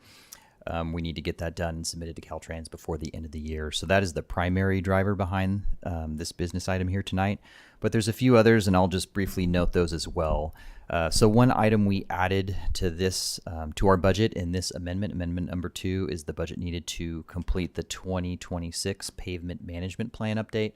So regionally, HCOG every 5 years leads the pavement management plan, which is the consulting effort that looks at the pavement conditions in each of our HCOG member agencies and writes the report and looks at the financials for it. That is coming up. So we've added budget in this particular year in order to be able to kick that project off and initiate project work. We're also proposing to augment budgets in a few work elements that are underfunded to complete the necessary work. That includes work element 2, work element 11, which is largely driven by the 2026 RTP update, work element 14, global climate change and sea level rise, due to our coordination and our participation in the RCAP working group and next steps in the RCAP. Work element 15, which is our vibrant neighborhoods work element, which is where we perform ARENA from. Of course, the RENA cycle is big and periodic, so that one is underfunded for the amount of work that we've been putting into that. Of course, if we're going to augment some budgets in our overall work program, we're going to need to find places where we can reasonably trim. We're looking to trim a little bit of funding out of Work Element 3, our OWP development, Work Element 7, our research, collaboration, and transportation planning grant development, Work Element 8, public outreach, and Work Element 16, equity and relationship building. I will note that we have a lot of projects and we have a lot of things going on right now, so the work elements we're proposing to reduce some of our budgeted effort in are not only areas that we have not worked heavily in this year, so we are also over budgeted in those, but we won't be not working in those areas. We're working very heavily in public outreach and collaboration and equity and relationship building, largely through the lens of the project work we're doing right now. We have a number of projects going, so that's just really what's taking up staff time. So we do feel comfortable reducing these particular budgets for the remainder of this year, recognizing that in that project work is where we really need to focus. So with that concludes the majority of the changes we're looking at. I just will note also this went to the TAC at their meeting earlier this month, and they did unanimously recommend that the board adopt the amendment through resolution so that we as staff can move forward and submit to Caltrans and get all this completed. So with that, that concludes my presentation. If you have any questions, I'm happy to answer. Is there any questions or comments for, yes, Supervisor Arroyo? Thank you. Really appreciate the effort that you've made to move things around, especially to fund the regional climate coordination work. I appreciate that the TAC recommended this also, and I just, in seeing that, the funding for the transit planning and public outreach and engagement is going down a bit, I realize that there might be areas where it's going up in other project-specific areas and grant-specific areas, but my request to everyone here would be that we check in at the end of the year and specifically focus on how that was effective or needs adjustment, and just sort of remember to call out that for discussion when we look to the next OWP cycle, just because those are it's small amounts of money, but it's percentage wise kind of a big change. So thank you. Any other comments, questions? Any public comment on this item? Let's see, none. Is there a motion for this? I move that the board adopt resolution 25-24 approving the fiscal year 2025-26 OWP and budget amendment number 2. Second. Third, whatever.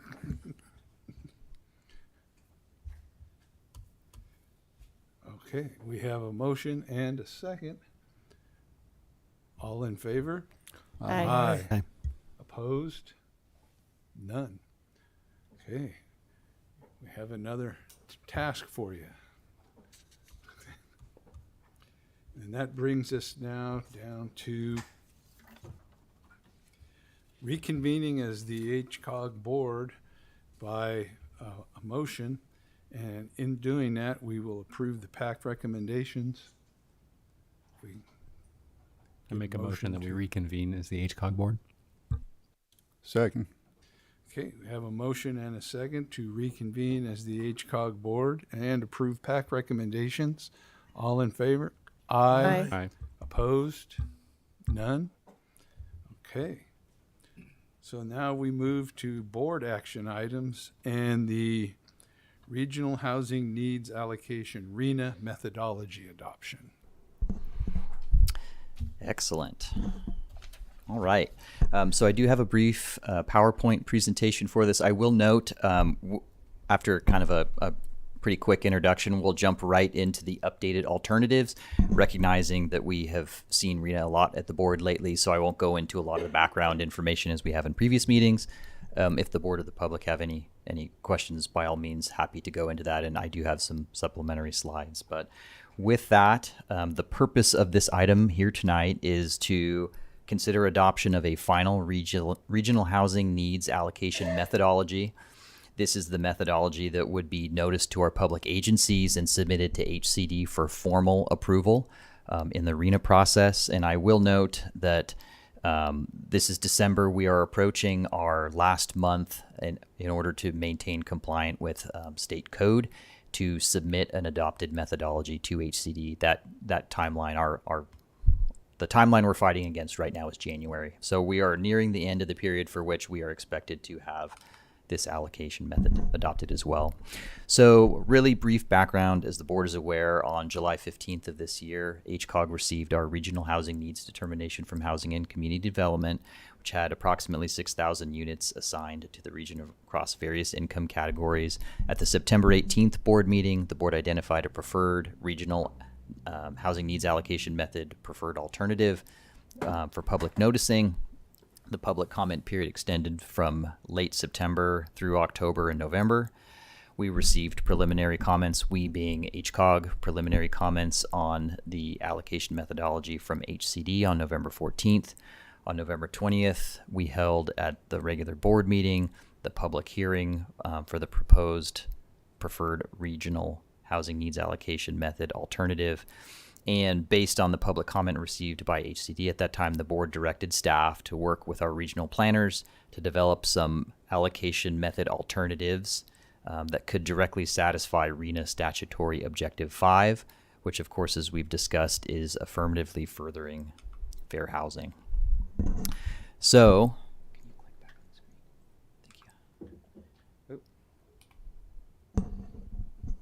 we'll start with alternative 1. So we'll go through all 3 alternatives. Each will start with a brief flowchart description of the alternative followed by the results. So we'll start with updated alternative 1.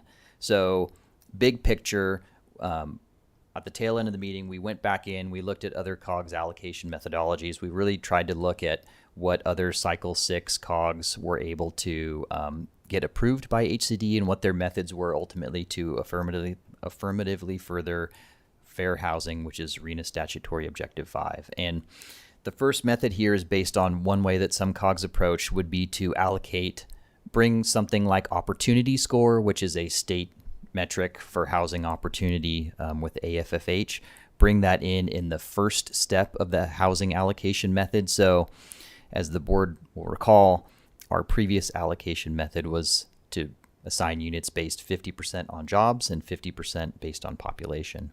This updated alternative would keep jobs at 50%, it would reduce population to 40%, and it would add opportunity score in there, which would be weighted at 10%.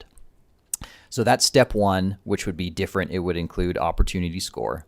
Steps 2 and 3 would remain the same as our previous allocation method. So the total number of units would be applied across all the income categories for each agency based on the regional average plus or minus the difference between a local agency's housing stock from the regional average, which can be generally referred to as income parity or an income parity adjustment, which of course is something we'll talk about in a future alternative here as well.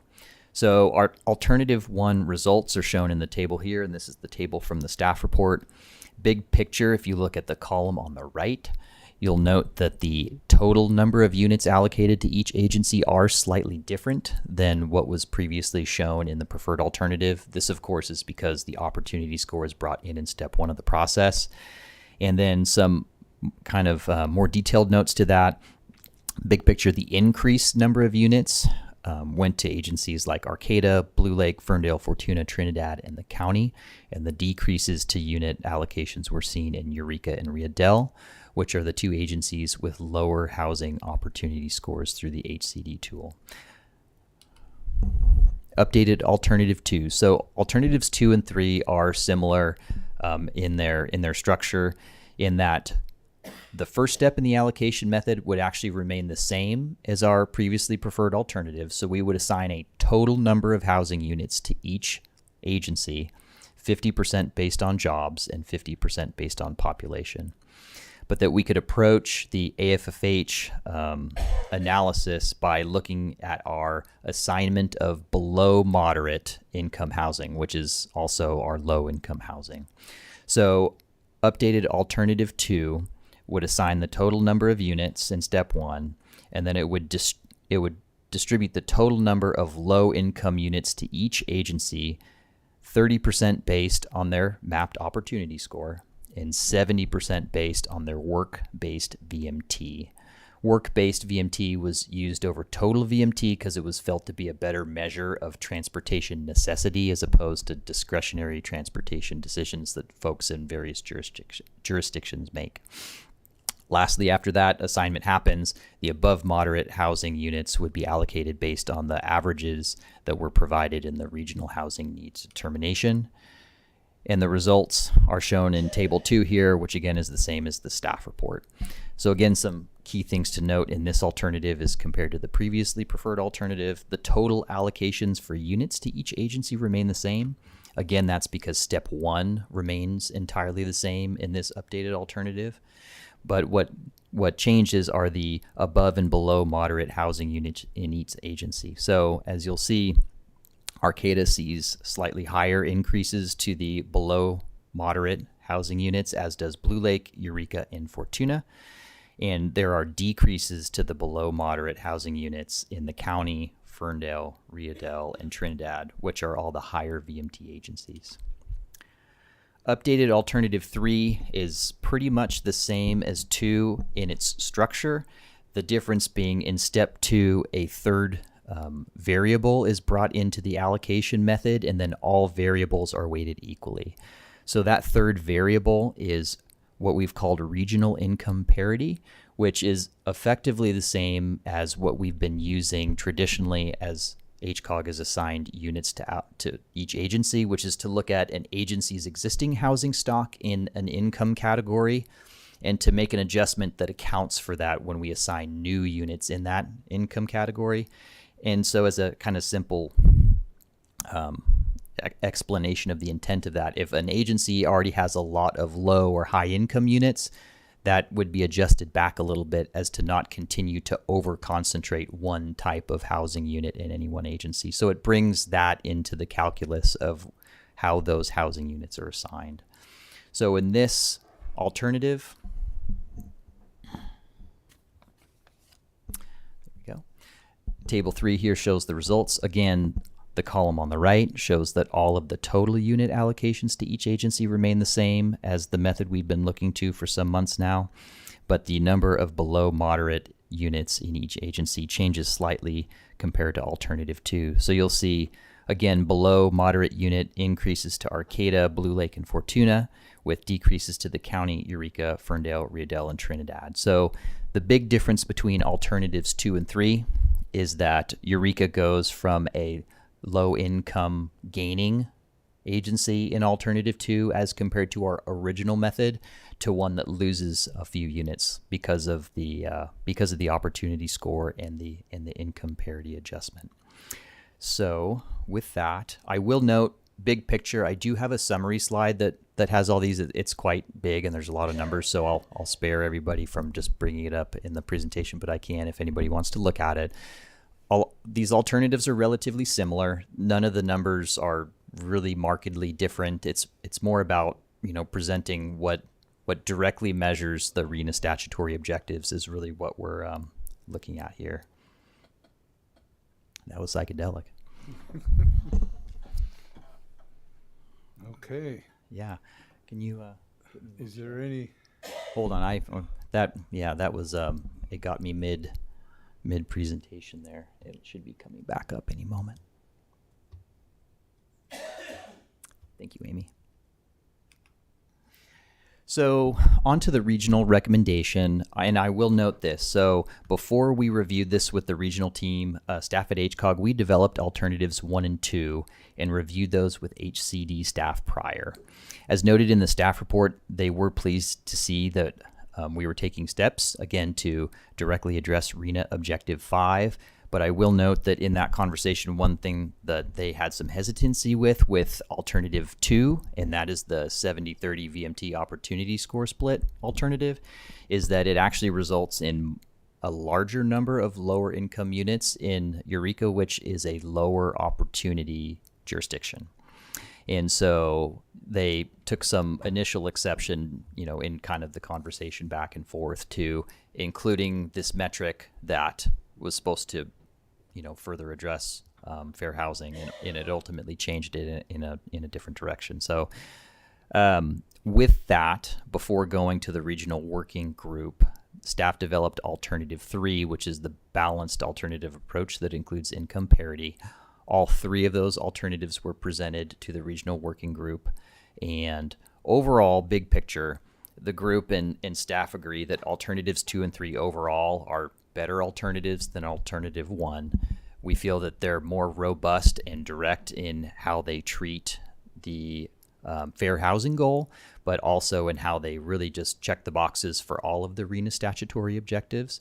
I will also note that alternatives 2 and 3, that method is a little bit more tried and true in more of the COGS's cycle 6 allocation methods, where it's the below moderate housing units that are placed using those opportunity scores as opposed to the total number of units being placed.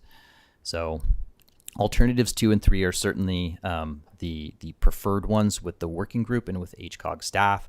And ultimately, the working group elected to recommend alternative 3 as it balances all of the major regional objectives, including income parity, which is the kind of diversification, if you will, objective that HCOG has traditionally used, again, to help make sure that housing stock is balanced as it can be, or that it is at least brought into the calculus to balance housing stock across the agency.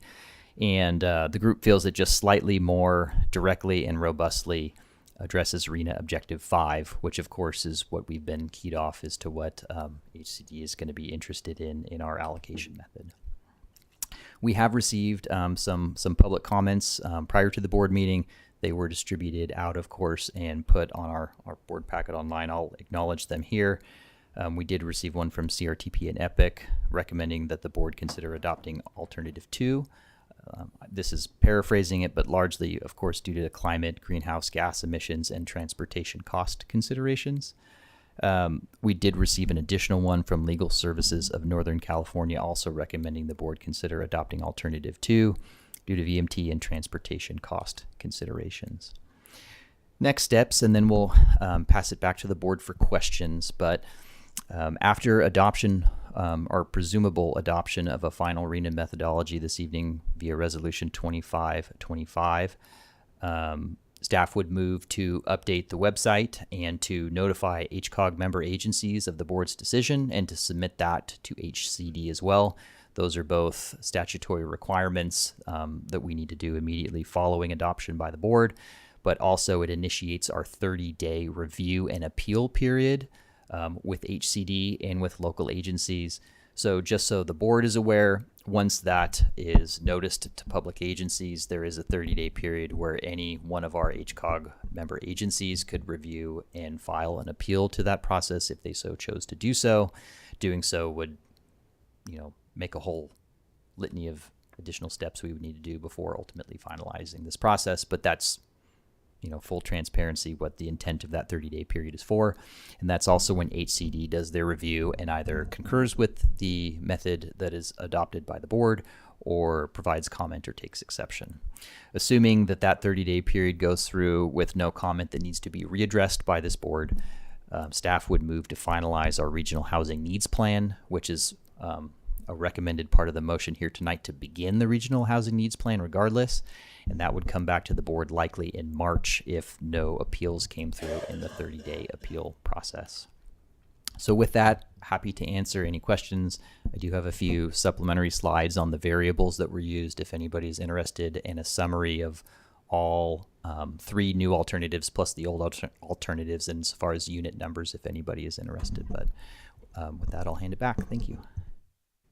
Okay, well, thank you. What is your sense on HCD and Alternative 2, and if that is submitted, would they kick it back? I think alternatives 2 and 3 are both strong. I think that alternative 3 right out of the box, it is a little bit stronger because it fits a little bit more with what HCD as an agency who is making decisions based on state statute is looking for. And I think it brings into account that additional variable that has also been stated by this board and others that is important, which again is looking at that diversification and hoping to not over-concentrate housing types in any one agency.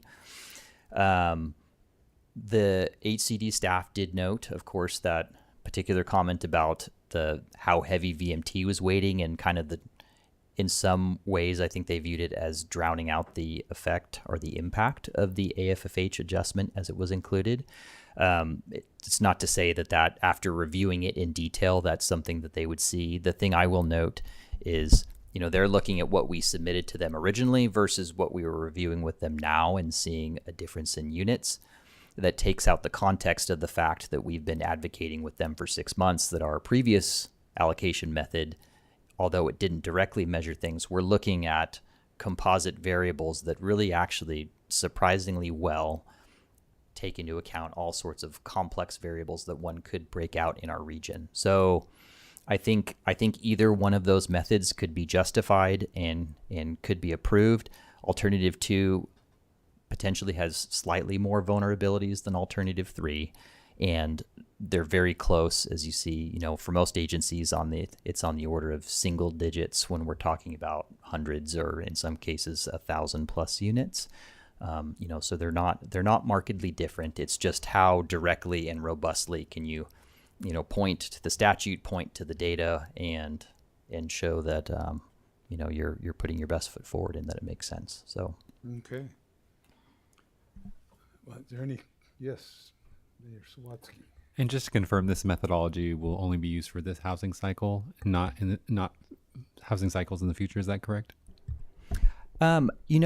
So each cycle, well, in HCOG has the discretion to approach the housing allocation method as they see fit in each cycle. It has been tradition for some time. The 50-50 with the income parity adjustment was the tried and true method for, I believe, 3 cycles. State statute also didn't change a whole lot insofar as the RENA process during that time, which is one of the reasons it didn't necessarily have to be looked at different. Cycle 6 to cycle 7 for HCOG, there were a number of changes, and that's why some of that additional stuff would be brought forward. But any cycle is fair game to approach it in a way that can be justified via state code. Thank you. Could you just touch on briefly, I think we discussed it some last month, but let's just say hypothetically we decided to go with number 2, we turned it in, they sent it back to us. That delay in time, how much impact would that have to other aspects of what we're trying to do here? My best guess is about 3 months, because the appeals process itself is 30 days.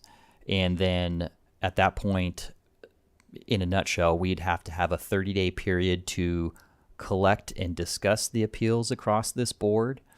Then we'd have a 30-day period to notice and provide a different action, and then a 30-day period in which that would lead to our updated final decision. So wherein we could, if a method was adopted this evening and approved in 30 days' time, our local agencies would effectively know by the end of January what those numbers were going to be.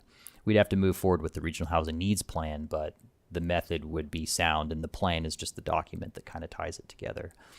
Conversely, if we put forward something that was rejected, that concrete point of knowledge would not be known until probably more like April. And then we'd be talking about the Regional Housing Needs Plan probably in May or June. So would that be substantially harmful to us as far as other deadlines or things that are triggered by, I'm trying to get a sense for how big a problem that would be. I'd say it all just is another wrinkle in staff time and staff time diversion where folks need to start to transition to work on other things. That's probably the biggest, the timelines, the appeals timelines, all those things are part of state code, so that would allow for moving through that additional part of the process. I'd say the bigger thing is that'd be that much less time for some agencies to really understand exactly what those numbers are. They're not markedly different, as you'll know. So, that's not going to be the end of the world if it's 5 units different and 3 months later. In concept, that doesn't sound like a big deal. But it's just, again, it's more staff time going through the motions. It's less time to actually really be able to focus on your next step. So I think what I can say confidently from the group of regional planners is, everybody wants to see this put forward in a robust way that we can move quickly through and move on into the next piece, which is the housing element cycle. So, Okay, thank you. Any other board question? Yes, Supervisor Madrone. Thank you, Mr. Chair. Well, thanks for the presentation. Appreciate the details. Sorry I missed last couple meetings, but I did read the agendas from those and the minutes that we approved. I'm fine with either 2 or 3, like you said. Either one is pretty strong. My sense is that probably neither one would be kicked back. 3 definitely sounds like it wouldn't be kicked back, but I appreciate the concern over what that impact might look like. And as you said, mainly on staff time and having to continue to work on something that we're hoping to wrap up. I will say I'm really grateful to our board for approving the town center ordinance in McKinleyville, because in terms of meeting these numbers over the next 5 years, 10 years, we're in a good position to do that now, because that's 2,200, 2,400 more units that are ministerially approved with form code ordinance definitions. So that is going to be some low potentially with studio apartments, but a lot of moderate housing needs being met. So I'm grateful to our board for having supported that and the community, because that's going to put us in a good position to do things. And that densification will lead to more microtransit and other transit and other things too. So there's a lot of positives there. This is a 5-year process, is that correct?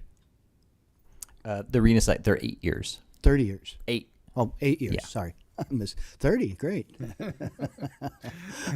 I mean, I don't know at what point every community can keep adding, 2,000 now, more 2,000, it's like, I guess if population grows, but we're losing people, so maybe it's going to go the other way. We'll see.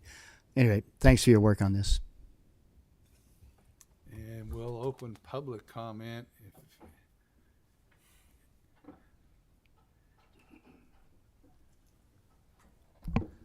Good evening again. My name is Matt Simmons. I'm the climate attorney at the Environmental Protection Information Center. Hopefully you all got a chance to read the comments we submitted.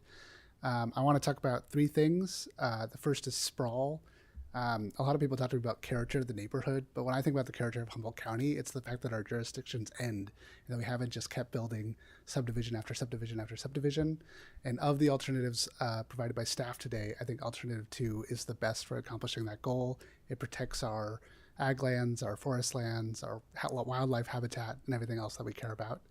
The second thing is VMT. We just passed the Regional Climate Action Plan as a county, and the #1 source of our greenhouse gas emissions is people driving around cars.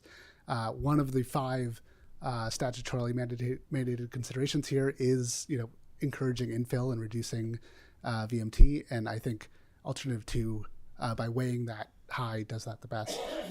The final thing is the requirement to consider affirmatively furthering for housing. And when you read the description of affirmatively furthering for housing, it sort of has 2 parts to it. It talks about increasing opportunity, and then it also talks about, keeping, not having people concentrated in certain wealth together too much. And when I think about increasing opportunity, it's clear to me that in Humboldt, that means putting more housing in places with access to jobs and hospitals and transit and all the things that people need in order to reduce their costs. Just like anecdotally, I played around with the HCD opportunity score map, and my neighborhood in Eureka is low income or low opportunity, sorry.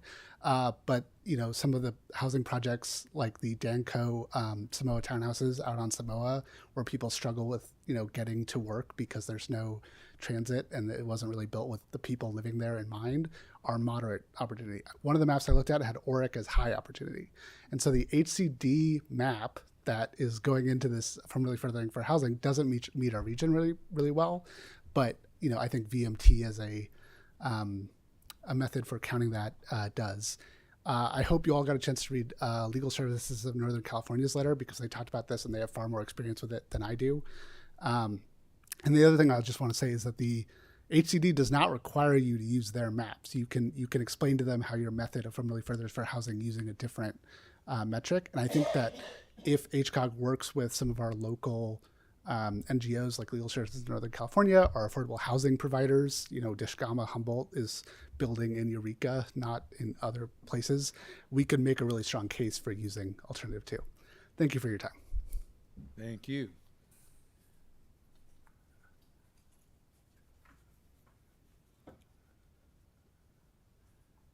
We have another person coming up.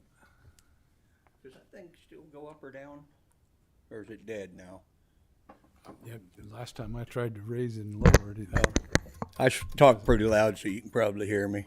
So now I'm speaking as a board member of the McKinleyville Community Services District, and have some concerns, not necessarily with the options. If we had to pick an option, we would pick number 3.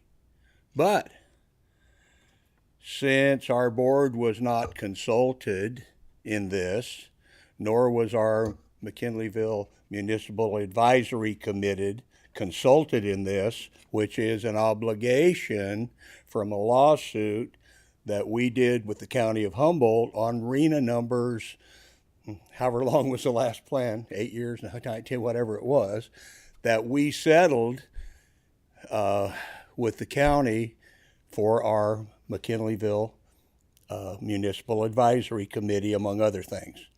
One of the aspects of this was proper communication, okay? John Ford is on active participant with our McMac. Supervisor Madrone at times is an active participant with our McMac and also at our services district. I don't think any of you were sitting in your seats when we had this lawsuit, but I imagine several of you remember it. So we're not really happy. Like I said, it may all be fine, and the numbers may not stress us out, but you did not do your due diligence. You did not come to my district, and you did not come to our McMac, which is a requirement. The beginning of the new year, we'll be developing a more legal and proper addressment to not only you, but all the different agencies at the county and state about this, okay? So, just having said that, when I looked at how you explain number 1, number 2, number 3, to the lay public, it kind of makes sense. But you do not provide, I don't mean you personally, I mean you all, the collective pronoun you. You don't provide the water and the sewer. We've got to be able to provide these services, okay? So, having said that, this is not a condemnation here. It's just information. You guys need to do the right thing by us, okay? And I'll end you with a quote from, I think it was Paul Simon, "What a pocket full of mumbles are promises." Okay? And that's how we look at a lot of this stuff. So anyway, thank you. Thank you. And we got a couple online commenters. Again, JM. Thank you. Is everybody still able to hear me okay this evening? Yep. Thank you very much. My headphones are old. I would like to comment on promoting option 2 and 3 as well. I really think that the board should do more due diligence, like Dennis was just commenting on. I think every year we should have a check-in with every municipality with how they are able to meet these goals. Some of them are going to be, not doing good. They're going to be having trouble with wastewater, with connections, and they're going to have trouble with all the other infrastructural things that are happening. I understand that the allocations are going to hit us regardless in this point in time. I don't see this continuing given the current economy with every city we're dealing with the deficits in the county, we really can't maintain this projection. And I think quality of life really should be something that we prioritize over anything else, for people that are here and people that are coming here. I don't think it's fair to exclude them from rural living. I think that's something that should be up to each individual's choice. And when we're constricting our housing into areas that are explicit to exclude that, it's really not an equality thing at that point. But then we have the other issues, like what if we need to have that transit? Like we were just talking about this the other day with climate action plan and everything, that we have to be within so many mileage of a transit spot. So we have a lot of pieces that really can fit together, but then realistically are not long term going to fit together. So I think just having an update from each city and the county representatives that have municipalities and within the county, that it's important we all kind of check in. We need to, whether it's good news or bad news, we need to stay working together. It's so spread out, it's so misinformed, and we are each other's neighbors and we should be supporting each other. And I just feel like that there's a huge disconnect in our community with that dialogue and planning ahead together. And I really feel like you guys could help facilitate that with having some biannual meetings or something like that, that we are actually going out as representatives to these cities or having them write back in with their planners or their council and kind of giving a check-in.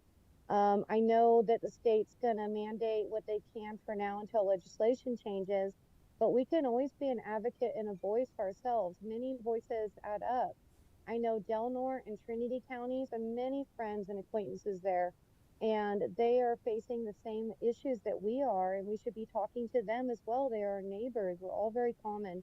So as much as we're going to go forward tonight, I would promote options 2 and 3 once again, but I also would promote you guys really working hard to have a collaborative conversation that is allowing us to be advocates for ourselves and for quality of life for everybody. Thank you. And thank you. And Rebecca Smith. No, you're quiet. Are you muted? I should not be. Can you hear There me? you are now. Okay, great. Thank you so much. My name is Rebecca Smith. I am the managing attorney of Legal Services of Northern California's Redwood Regional Office in Eureka. I submitted a written comment today, but just wanted to take the opportunity to comment here. And first want to thank the HCOG staff and Brendan for all their hard work with the complex RENA allocation process. I do appreciate the thoughtful hard work that went into that. I comment to urge the board to move forward with alternative number 2 as its preferred methodology for RENA allocation. Legal Services of Northern California, we're a nonprofit legal service provider. Our mission is to provide quality legal services that empower the poor to identify and defeat the causes and effects of poverty within our community. We regularly represent low-income clients in housing matters, and many of the housing problems we handle at their core are lack of affordable housing in our region, and people just not being able to afford to live. My office regularly works with clients who pay nearly all of their income in rent, leaving insufficient income for other basic needs, including groceries and transportation costs. We serve disabled individuals who struggle to attend appointments or access resources because they do not have transportation. The prohibitively high costs of transportation in our region cannot be overstated as a massive barrier to accessing opportunity, and a barrier which is more extreme as at lower income levels. Alternative number 2 weighs VMT at 70%, which affirmatively furthers fair housing because of that reality that transportation costs are a barrier restricting access to employment, education, public services, and other basic necessities. Weighting VMT also furthers other statutory objectives that, including the issues that Mr. Matt, I believe, raised previously, including reducing emissions and protecting against sprawl, promoting infill development. It furthers fair housing goals by balancing the value of planning for and building affordable housing in high opportunity areas with the reality that opportunity means very little if it isn't actually accessible. Both alternative number 2 and 3 factor in the opportunity score, which is the maps that HCD creates.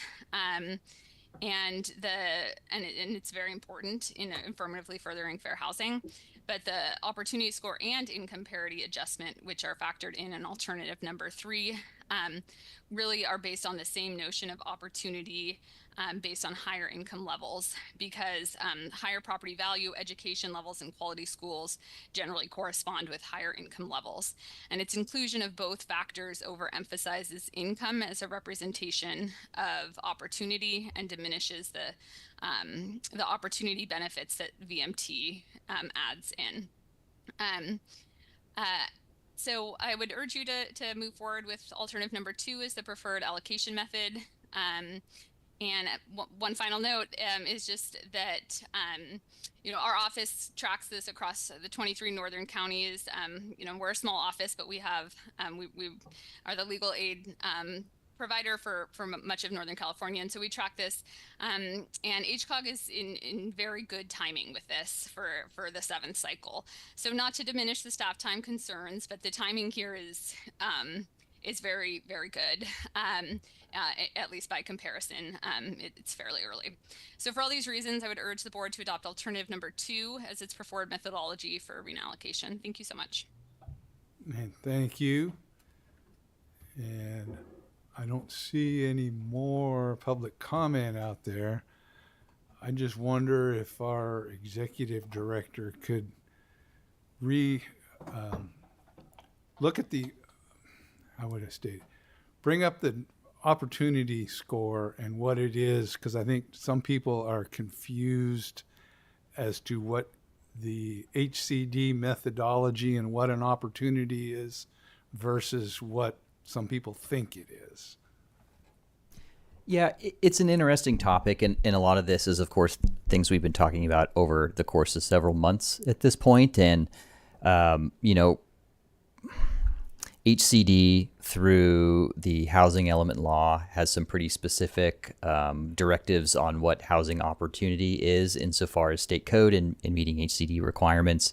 And that is largely driven on housing opportunity being a measurement based on areas looked at with high housing values, with access to quality schools, which I believe is based on test scores or things such of that nature. It's looking at income levels, but it's also looking at math proficiency rates and graduation rates and degree attainment rates, all sorts of things. And the idea that they're really trying to bring forward in the AFFH goals through HCD is, can you click the screen, please? There we go.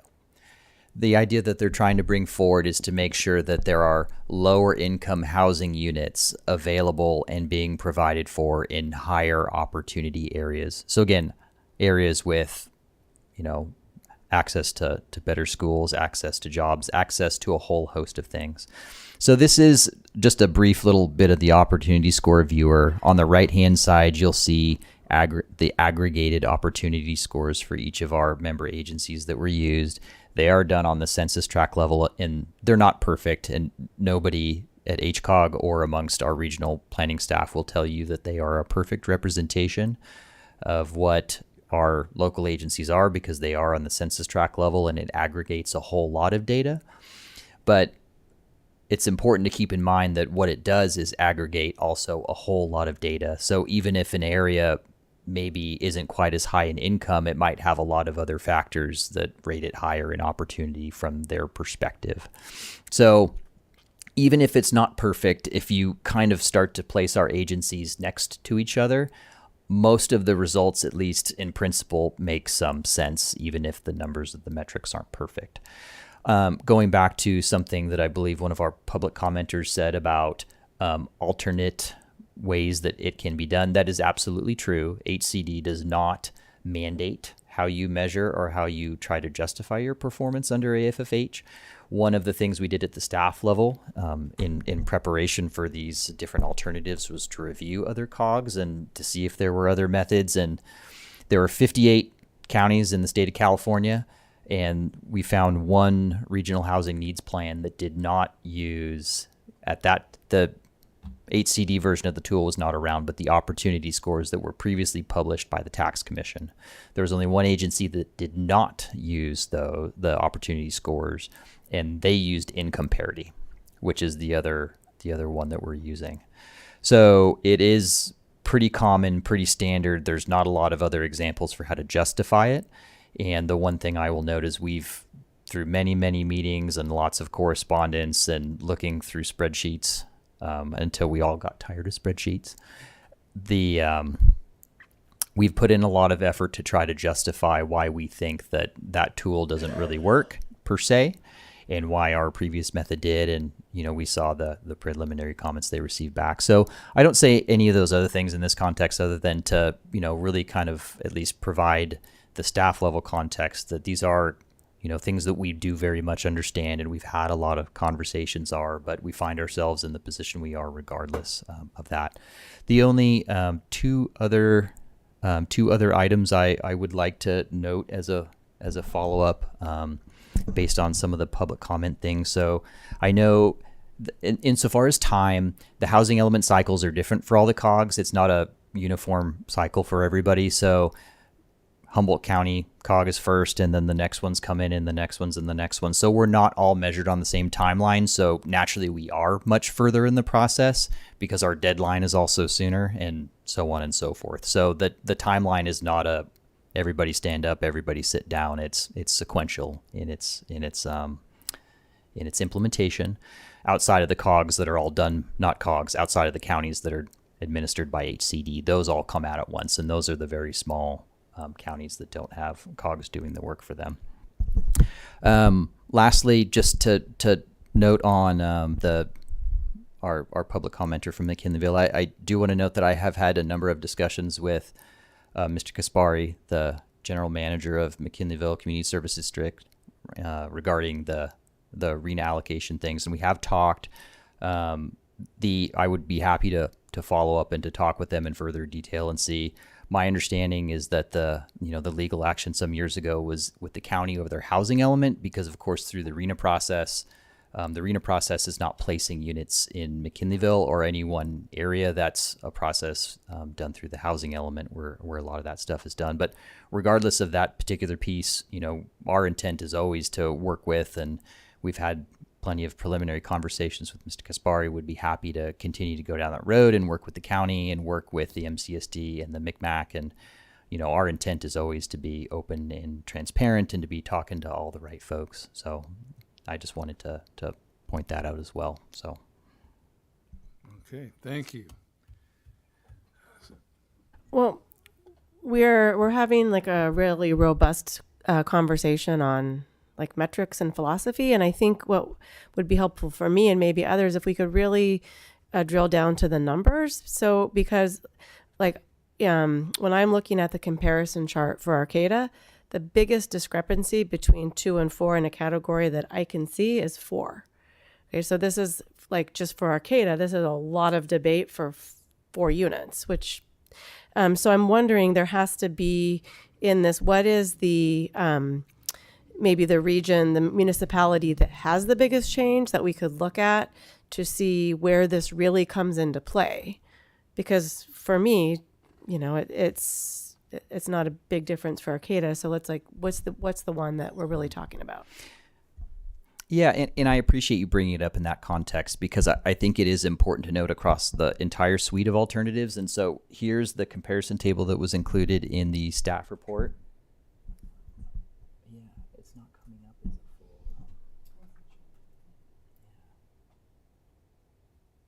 full. We'll work on getting that brought up so it can go back to the slide. Not much detail. Can I just say that I noted that in one location, both in Eureka and the county, there's about a 50 to 60 unit difference. That's the largest I saw, and yeah. Yeah, that's really what it is. Insofar as the total number of the below moderate incomes, it effectively is a swap where the county goes down a little bit, and Arcata, Fortuna go up a little bit, and Eureka goes down a little bit as well. It's big picture. These alternatives are all very similar, and even if you bring in this metric versus that metric, or this method versus that method, what we're seeing is, the magnitudes are basically the same. I think one of the bigger conversations to consider by the board, and it was the bigger one, it was, well, as big as anything considered by the regional working group, is the one that we feel passes the HCD test most effectively, because the numbers pretty much are what they are. I think between alternatives 2 and 3 for Arcata, it's 5 units. I think for Fortuna, it might be 15 units. I think for the county in Eureka, it's closer to 55 units maybe. And again, that's not total units. That's the below moderate income versus the below moderate versus the above moderate income units. So, Chair Johnson, may I make a comment? Yes. I know this is a board item and not a PAC item, so this is just public. Thank you. I'm making a public comment. I really appreciate the discussion around this, and I think it is a statement of values. And I also recognize that either of these, any of these alternatives, in my mind, would be acceptable. And I think it's good to have shown HCD that there was an effort to be responsive to that feedback. I do just want to reiterate and add on to that point that the housing element work is going to happen in all of our jurisdictions, and that's where a lot of the community engagement happens. And this piece around is really focused on the transportation component. And so I appreciate the feedback that there's been so far about transportation.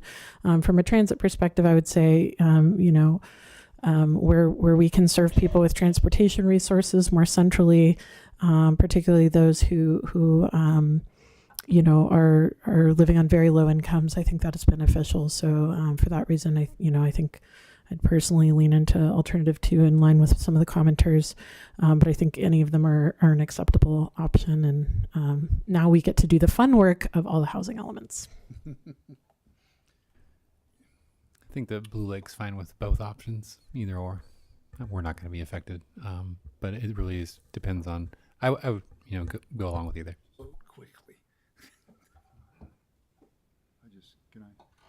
I'm just curious, Brendan, did you guys look at all the other,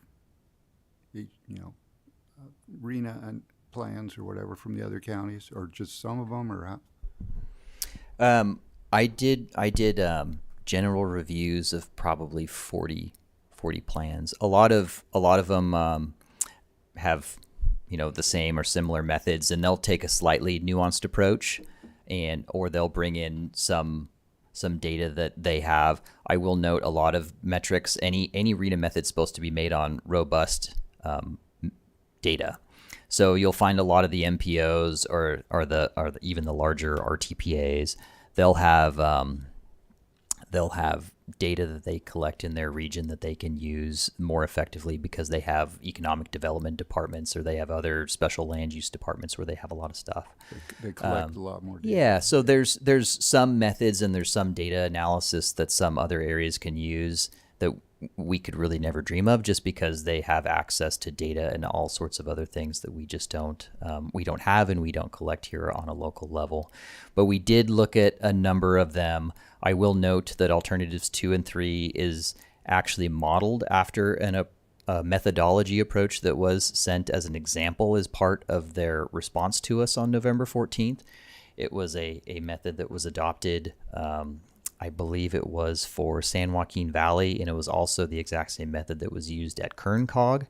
And that actually did both of those were the 3 variable weighting, all at 33%, with opportunity score in there too. So that's why, one of the many reasons why we feel like this particular alternative would be robust, because other COGs that have been measured against the current RENA objectives have put that forward and been successful with it. Yeah, I get that, and I think that's pretty important fact. But it's interesting to me that it seems like a lot of the struggles we're having kind of stem directly from the fact that some of the RENA factors are at odds with others. So when we emphasize opportunity, it makes it difficult to cite the housing where the jobs and the transportation and the services are. So there's like a built-in conflict that we have to try to reconcile. And I think also that I kind of concur with the chair that us and some of the commenters everyone seems to be looking at the word opportunity slightly differently as far as what it means. And I haven't, gone through the background documents in these to see exactly how it's defined, but I noticed your definition said that it includes certain things. I don't know what else there is there. So in these kind of things, I am more inclined to rely on the expertise of our staff and our advisory committees on this one. And the third observation is that I think that while this document is very important, how this county looks in the future is more dependent on many, many factors. Because to start with, I think the state's goals and vision of how many housing units are going to be built up here is overly optimistic to begin with. So I don't want to get too bogged down in the minutia of the methodology here. So I guess I would say I'm reasonably comfortable with going with the staff's recommendation on this one for those reasons.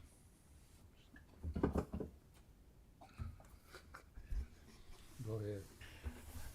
Quick question. If we went with option number 2 right now, would that help prevent urban sprawl in the future?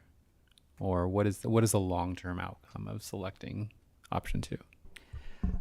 I would say, if you think about weighting and you think about VMT as a decision factor, I think it might sound like it would have more an effect on the numbers or the sprawl than maybe it does. As you see, the resulting numbers from any of the alternatives are quite similar, and alternatives 2 and 3 overall provide the same number of housing units. Sprawl as a concept is something that is more vetted out in the housing element portion of the housing allocation process, if you will, because that looks at actual placement. So in this particular context, as you see in the modeling of alternatives, it doesn't necessarily make a whole lot of difference. Not to downplay the idea of that, because that's something that I don't really think anybody is interested in doing, is expanding maintenance burdens and doing all of those things. But I think in this particular case, again, it really comes back to more what we feel is more robust in its presentation to meet all of the objectives, very much recognizing that they compete with each other, which I wish I could say was an uncommon thing in a lot of the types of structures we try and deal with in governance in general. But it's very much the reality here, where there are competing objectives, and we still ultimately have to find a way to navigate kind of through the middle of that if we can. So thank you.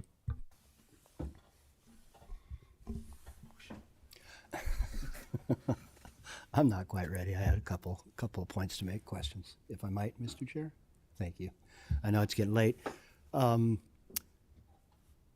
So yeah, there's an intersection between all these things. There's an intersection between the RCAP that we just passed. There's an intersection between this RENA number approach, which option we choose. There's an intersection with LAFCO that has a state mandate to avoid urban sprawl.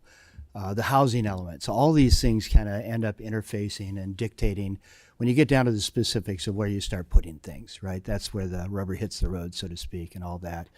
I do appreciate that you've reached out to Pat Kaspari because, McKinleyville is kind of unique in that it's almost as big as Arcata. It's 17,000 people. It might even be bigger in the summertime when the students leave, but population-wise. But it is unincorporated. And it's a partnership there in terms of running that community with the CSD, who does a magnificent job with sewer and water and parks and some streetlights, and the county and the MCMAC. And so because it's unincorporated, but it's so large, bigger than every city but Eureka and sometimes Arcata, and a lot bigger than all the other cities, so it's unique. And it's that three entities working together that try to move this thing forward in a sensible way with good planning. There have been issues in the past between the county and the CSD that I think have gotten better, but we have to, as was mentioned by the speaker, really be vigilant in all of that. And that's why, you know, we're wanting to entertain this idea that maybe the CSD, which is unique, doesn't deal with roads, but it does deal with infrastructure in roads, and it does deal with circulation patterns based on development that might impact their infrastructure in the roads. And so the idea that maybe they might be on the TAC or as an advisory member of the TAC is something we're going to be discussing more, and at some point the TAC might review that and bring a recommendation back here to our board, because they're just a very unique, very large CSD, right? That being said, you know, I was looking at the opportunity numbers. Trinidad's like 7.5. I think it was the second from the top in terms of opportunity. And I appreciate what you said, that, you know, these aren't necessarily accurate. They're a best stab at all these different factors, but there's hardly anything to develop in Trinidad. There's very few undeveloped parcels, and it's very difficult to add a second unit because of the septic tank constraint there. So I'm not quite sure what the opportunity is, because from a money perspective, low-income housing in Trinidad is kind of like a misnomer, right? It's like, how's that work, you know? And the idea that Oric has a high opportunity, well, yeah, it is low-value real estate. So maybe it's that there's opportunity because that. But they have constraints with high water table, and they're trying to get a sewage system together. So that opportunity stuff is a little bit here and there, really. I will say that I support option 2. Even though it may not be that it controls sprawl, I think that all of these elements that we're working on together might lead towards that, and so I'm inclined to go that direction. I will also say that one of the things that LAFCO does is updates the municipal service reviews for all of these districts and cities every 5 years, and that's where we look at sewer and water and all these other capacities on a regular basis, working with those communities. So that does happen. It's not every year, but it does happen every 5 years. So there's that. So I don't have the agenda in front of me to make the proper motion on this, but I'll just say I'm leaning towards option 2, and let somebody else make a motion one way or the other.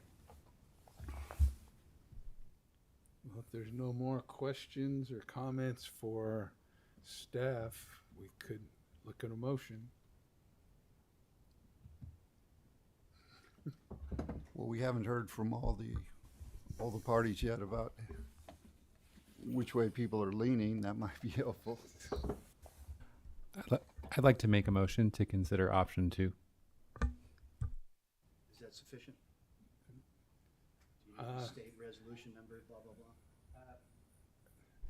Yeah, there are, I mean, you guys can, of course, come to a consensus on that particular piece. There are other parts of the motion that would be included in that, the resolution and some next steps as well.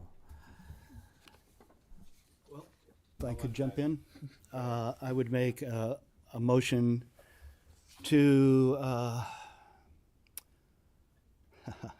adopt Resolution 2525 approving Alternative 2 as the final methodology for the 7th Regional Housing Needs Allocation Cycle, and direct staff to provide notice of adoption per California Code and begin the development of a final regional housing needs plan for consideration of adoption at a future board meeting. Is that sufficient?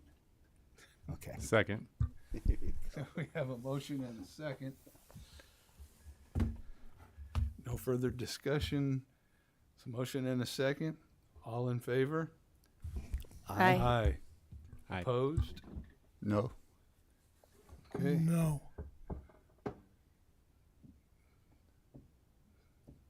We have a, okay, 2? Yeah. And will we, it passed.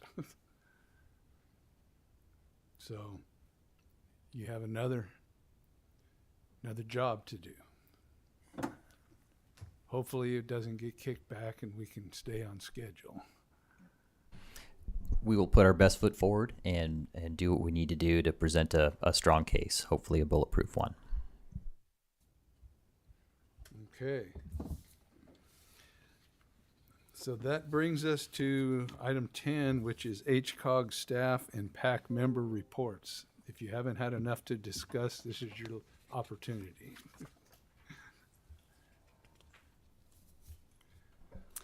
Excellent. So I have a quick number of things to run through here, and then I'll bring up just a couple of more slides. So I wanted to bring to the board's attention, we do have a number of projects going, like I mentioned, but there are a couple that we are going to be launching here that we wanted to bring to everybody's attention. The first is we have released the RFP for the 2026 pavement management plan. So that is out there, and we hope to bring that back to the board for a decision, I believe, in February. And we are working right now with the county and RCEA to prepare ourselves for a launch of the Lolita Safe Routes to School RFP. We're hoping that'll go out in January, and we'll come back to the board in March for a recommendation for award to our selected consultant. Just to provide an update, at the last board meeting, the Regional Transportation Improvement Plan was approved by the board. That has since been finalized, packaged together, and provided to the CTC on December 12th ahead of the December 15th deadline. So we're good to go there. The RTP public comment period is still in place until the 28th, just as a reminder. We are planning at our January 15th board meeting to have a comment review session to look at public comment and to start to brainstorm some potential options that could be considered ahead of a final RTP document to be considered in February. That'll be at the February 19th meeting. Lastly, I'd just like to note at this portion that staff have been and will be conducting a number of meetings with the RCAP team, if you will, to further discuss RCAP and RCAP implementation and HCOG's potential role in that. We have a number of meetings scheduled over the next coming weeks. Our hope is to be able to bring something more concrete to consider back to the board at our January meeting, but we'll provide more updates there as they are available. I do have a couple of slides here if we could launch them, and I'd just like to acknowledge some of the really just excellent and above and beyond work that our senior regional planner Una Smith has been doing, realistically much longer than just the first week of December leading up to this particular effort. But the first week of December was the consultants that were visiting the Humboldt region for the Vibrant Neighborhoods project. That included Dan Burden and Victor Dover and Josh Meyer. So just a few photos to share. There were a number of walk audits. So you see here a photo of the walk audit that was conducted in Humboldt. We did a walk audit in Arcata, and there was also a walk audit in Eureka. I say we. I will note, unfortunately, I was sick during that time. I wasn't able to participate, but I heard over and over again from other folks how well attended and how good and how generally positive everything was. And so again, I just want to really highlight all of Una's efforts in there, all of Stevie's efforts in there as well, and Amy's support. Lastly, we had 2 community meetings that were also great events that were well attended, that rounded out most of the work, most of the stuff that happened during that few-day period. So again, great job to staff. I think it was really meaningful. It was really beneficial for a lot of folks, and it's going to continue to help kind of strengthen a lot of the transportation priorities and a lot of the transportation messaging that we're trying to bring forward with our various projects and with the RTP. Lastly, just to provide an update here, so as the board is aware, one of the things staff are working on as an implementation measure through the RTP is conducting a regional Vision Zero action plan, which is kind of the next level of the local road safety plans, of course, that you've seen at your local agency level. One of the items that is included in this particular Safe Streets and Roads for All grants are actual physical demonstration projects, safety demonstration projects. And in working with our local partners, we've identified 4 projects that will be funded through the grant, and these are them. One will be in the city of Arcata, which will be some traffic calming measures, some test traffic calming measures that will be temporary speed humps and signage at locations to be determined along 11th K. There'll be a few in Eureka. Eureka will be piloting a few mini roundabouts at the intersections of 8th and G, and 8th and G, I should say, and 8th and L. I believe those are also locations consistent with their bicycle master plan. City of Ferndale will be piloting some speed humps, some radar feedback sign striping, and I believe now some bicycle lane improvements along 5th Avenue. And the city of Fortuna will be piloting some radar speed feedback signs in a couple of school zones at various locations throughout the city. So there'll be those 4 projects included in there. We're still working through the messaging and the public noticing piece. That is part of our project, and we'll be working with your local agency staff to bring it forward, to make sure that you're boards and councils are aware, to get all the notification out there. So of course folks are, as I won't say they won't be surprised, because they're always surprised, but at least we've put our best foot forward, and folks can be as informed as possible when these pilot demonstration projects will be popping up in the communities around Humboldt. I will note, not shown in here is the Hiller Ave project in McKinneyville. It is included in the project. It is part of the analysis, but the county was just so excellent and so far ahead in implementing it that they beat out our timeline to get coverage under the project. So they will be included, but they're not part of the actual planning portion, because of course it's already a project that's on the ground and up and running, but we'll be working with them through the analysis period on that. So those are all the updates I have to share, and thanks for the time. All right, thank you. And you have a question? Yeah, just a quick clarification. The Hiller Road, you're talking about the pop-ups on Hiller Road and the roundabout at Hiller and McKinneyville Avenue? Correct. Not the Hiller on-ramp, off-ramp down the road further to 101. Oh, no. That's a separate thing we're going to work on down the road. The safety demonstration project, Good. that is Thanks out for on that the ground. clarification. Appreciate it. Yeah, we've got it out there, and some people are really upset. Others are really happy. So mixed use, right? Sometimes putting up temporary stuff is tricky, let's just say. Are board members allowed to comment on that? You got a question? No, I'm just not a fan. Okay. All right. Well, we come now to Caltrans reports. Hi, I have some updates, and then Jeff is on the call too with some other updates. But the updated milestone report package that contains a list of Caltrans projects and their progress will be shared for the next meeting. It's been a while since we've been able to provide one of those. The state budget shortfalls have required us to move project funding to different fiscal years, so you'll see that reflected in the project schedules in the next report. But the most current proposed 2026 shop is available on our website if you're interested in looking ahead of getting that milestone report.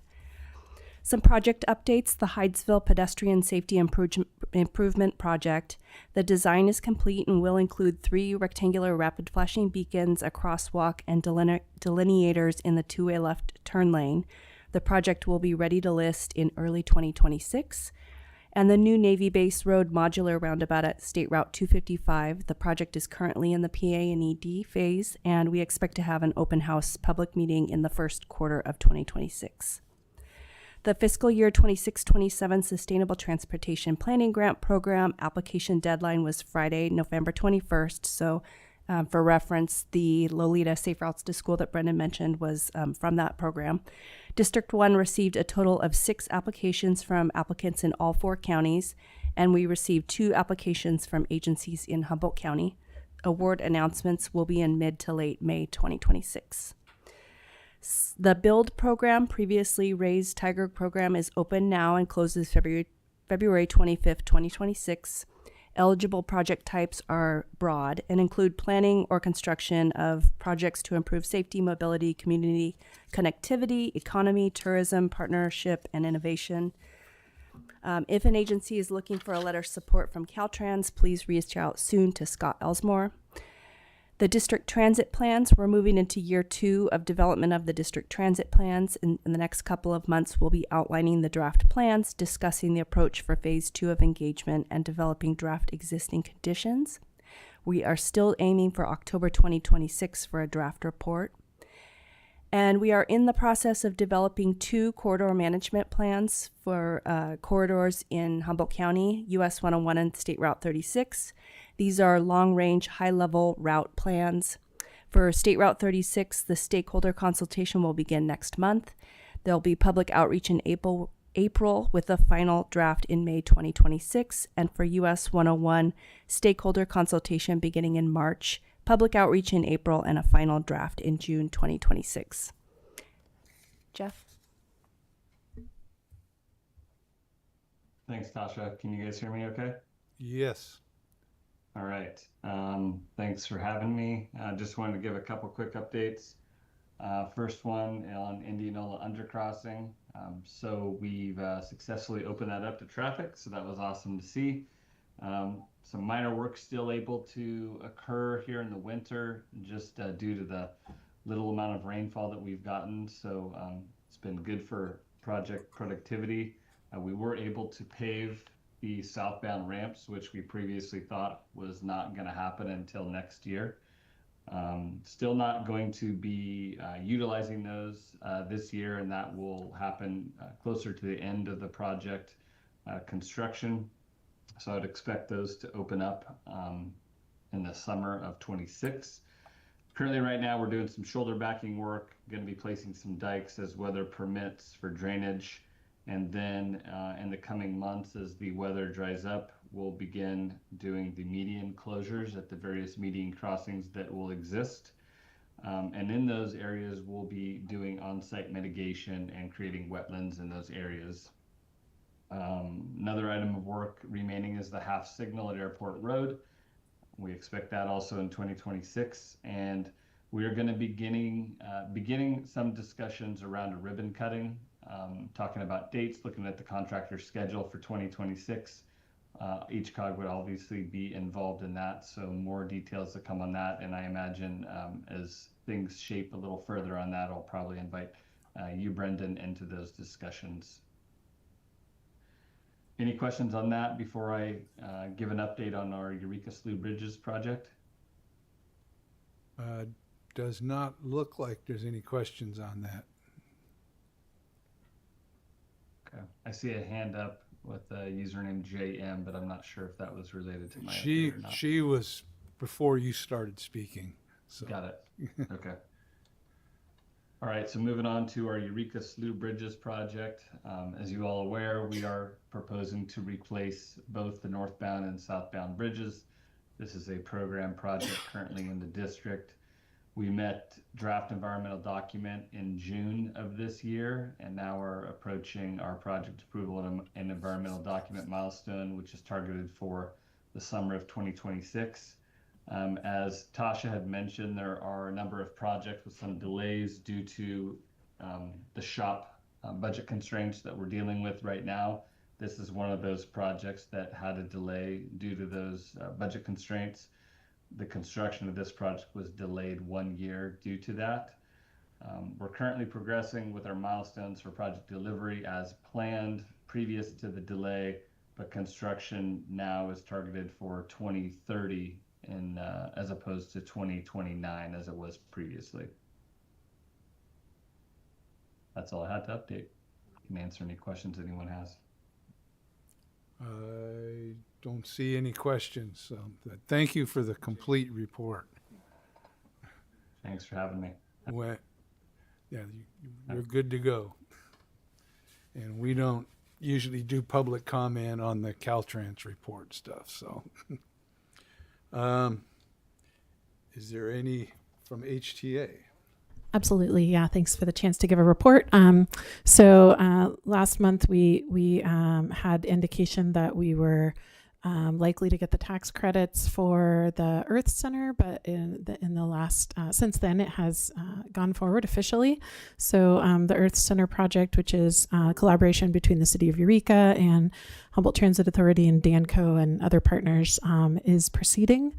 And received the tax credits, and the intended timeline is to break ground in May of 2026, so that's pretty soon, and proceed from there with the plan to be open in 2027, so it'll take some time to build. Additionally, the Ride Humboldt Flex service is something that's operating now, and we're still working to refine that service and make it as user-friendly as possible. It's an on-demand ride service that takes people between bus stops, and then there's some additional locations where there's not a bus stop but that can be served as kind of a pickup point.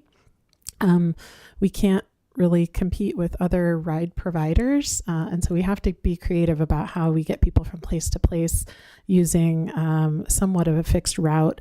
Now, Dial-A-Ride is a little different for folks with disabilities and folks who qualify for Dial-A-Ride. That can be door-to-door service, but other services need to be structured a little differently. But Ride Humboldt Flex utilizes the Dial-A-Ride vehicles that are already moving around, and then people can request that on-demand pickup between existing bus stops or some other established fixed locations. And so the information about that is under Ride Humboldt Flex on our website, and there's a new rider guide, and really encouraging folks to try that out and get the word out. And we're continuing to refine that. So that's all I have for now. Okay, thank you. Is there any board members that have anything they'd like to report? A couple of things. I wanted to thank HCOG staff for the walk audits that have been provided over the past several years. I know I've attended 3 just in the city of Arcata, and they are always really informative, and it's very, very well appreciated. So thank you. And then also just to let my fellow board members know that we just did new assignments in a council, and I will not be serving. We did some reshuffling, so I'm moving to a different board. So it's been lovely serving with some of you for the whole 5 years I've been here, and it's a wonderful group, and I've enjoyed it, but just wanted to let everyone know that I won't, well, Mayor White will be taking my place, so she'll be here in January. Thank you. Yes, Supervisor Madrone. Yeah, thanks for your service. It's been great to work with you a little bit. I've also just been reappointed for this year. We do annual appointments, and I'm very honored to be part of this group and working on these important things in our community. Also, thank you, Una. You and Stevie. The walk audits were tremendous. The one in Hoopa was well attended. We had a large group, as you could see there. And that's an example of 2 county roads, Tishtang and Airport Road, are county roads on the reservation. And there's some really good things trying to be planned. Also, the meeting in McKinleyville was awesome. And I hope that, there were a lot of people that were there really upset over the road diet suggestion in the town center ordinance, and don't quite understand a lot of these elements still, but I think many of them were influenced by the presentation, where trying to get across this idea that roundabouts can actually get you home sooner. It might slow the traffic down as compared to stopping at a multitude of lights. What Arcata likes to say, it's only got a couple of stoplights down there on Samoa, but we've got, I don't know how many in McKinleyville. We've got a lot of stoplights, and it can take a long time to get through them. They're not really lined up the way they are on 4th and 5th, where you come into town and you hit the green. You're like, I'm green all the way. It's pretty nice. So it actually takes more time with those stoplights than good roundabouts would be within that road diet area. It will slow everybody down, make it safer, but they get there quicker, actually, for the most part. And Dan Burden and the team really, I think, helped drive those points home. And it was really good to see a few more community members out to get educated about how they really work and how these things can be positive. So thank you for that. It was a good attendance there in McKinleyville that night as well. So thank you, Una. Well, if there's no other discussion points, we will adjourn. Thank you.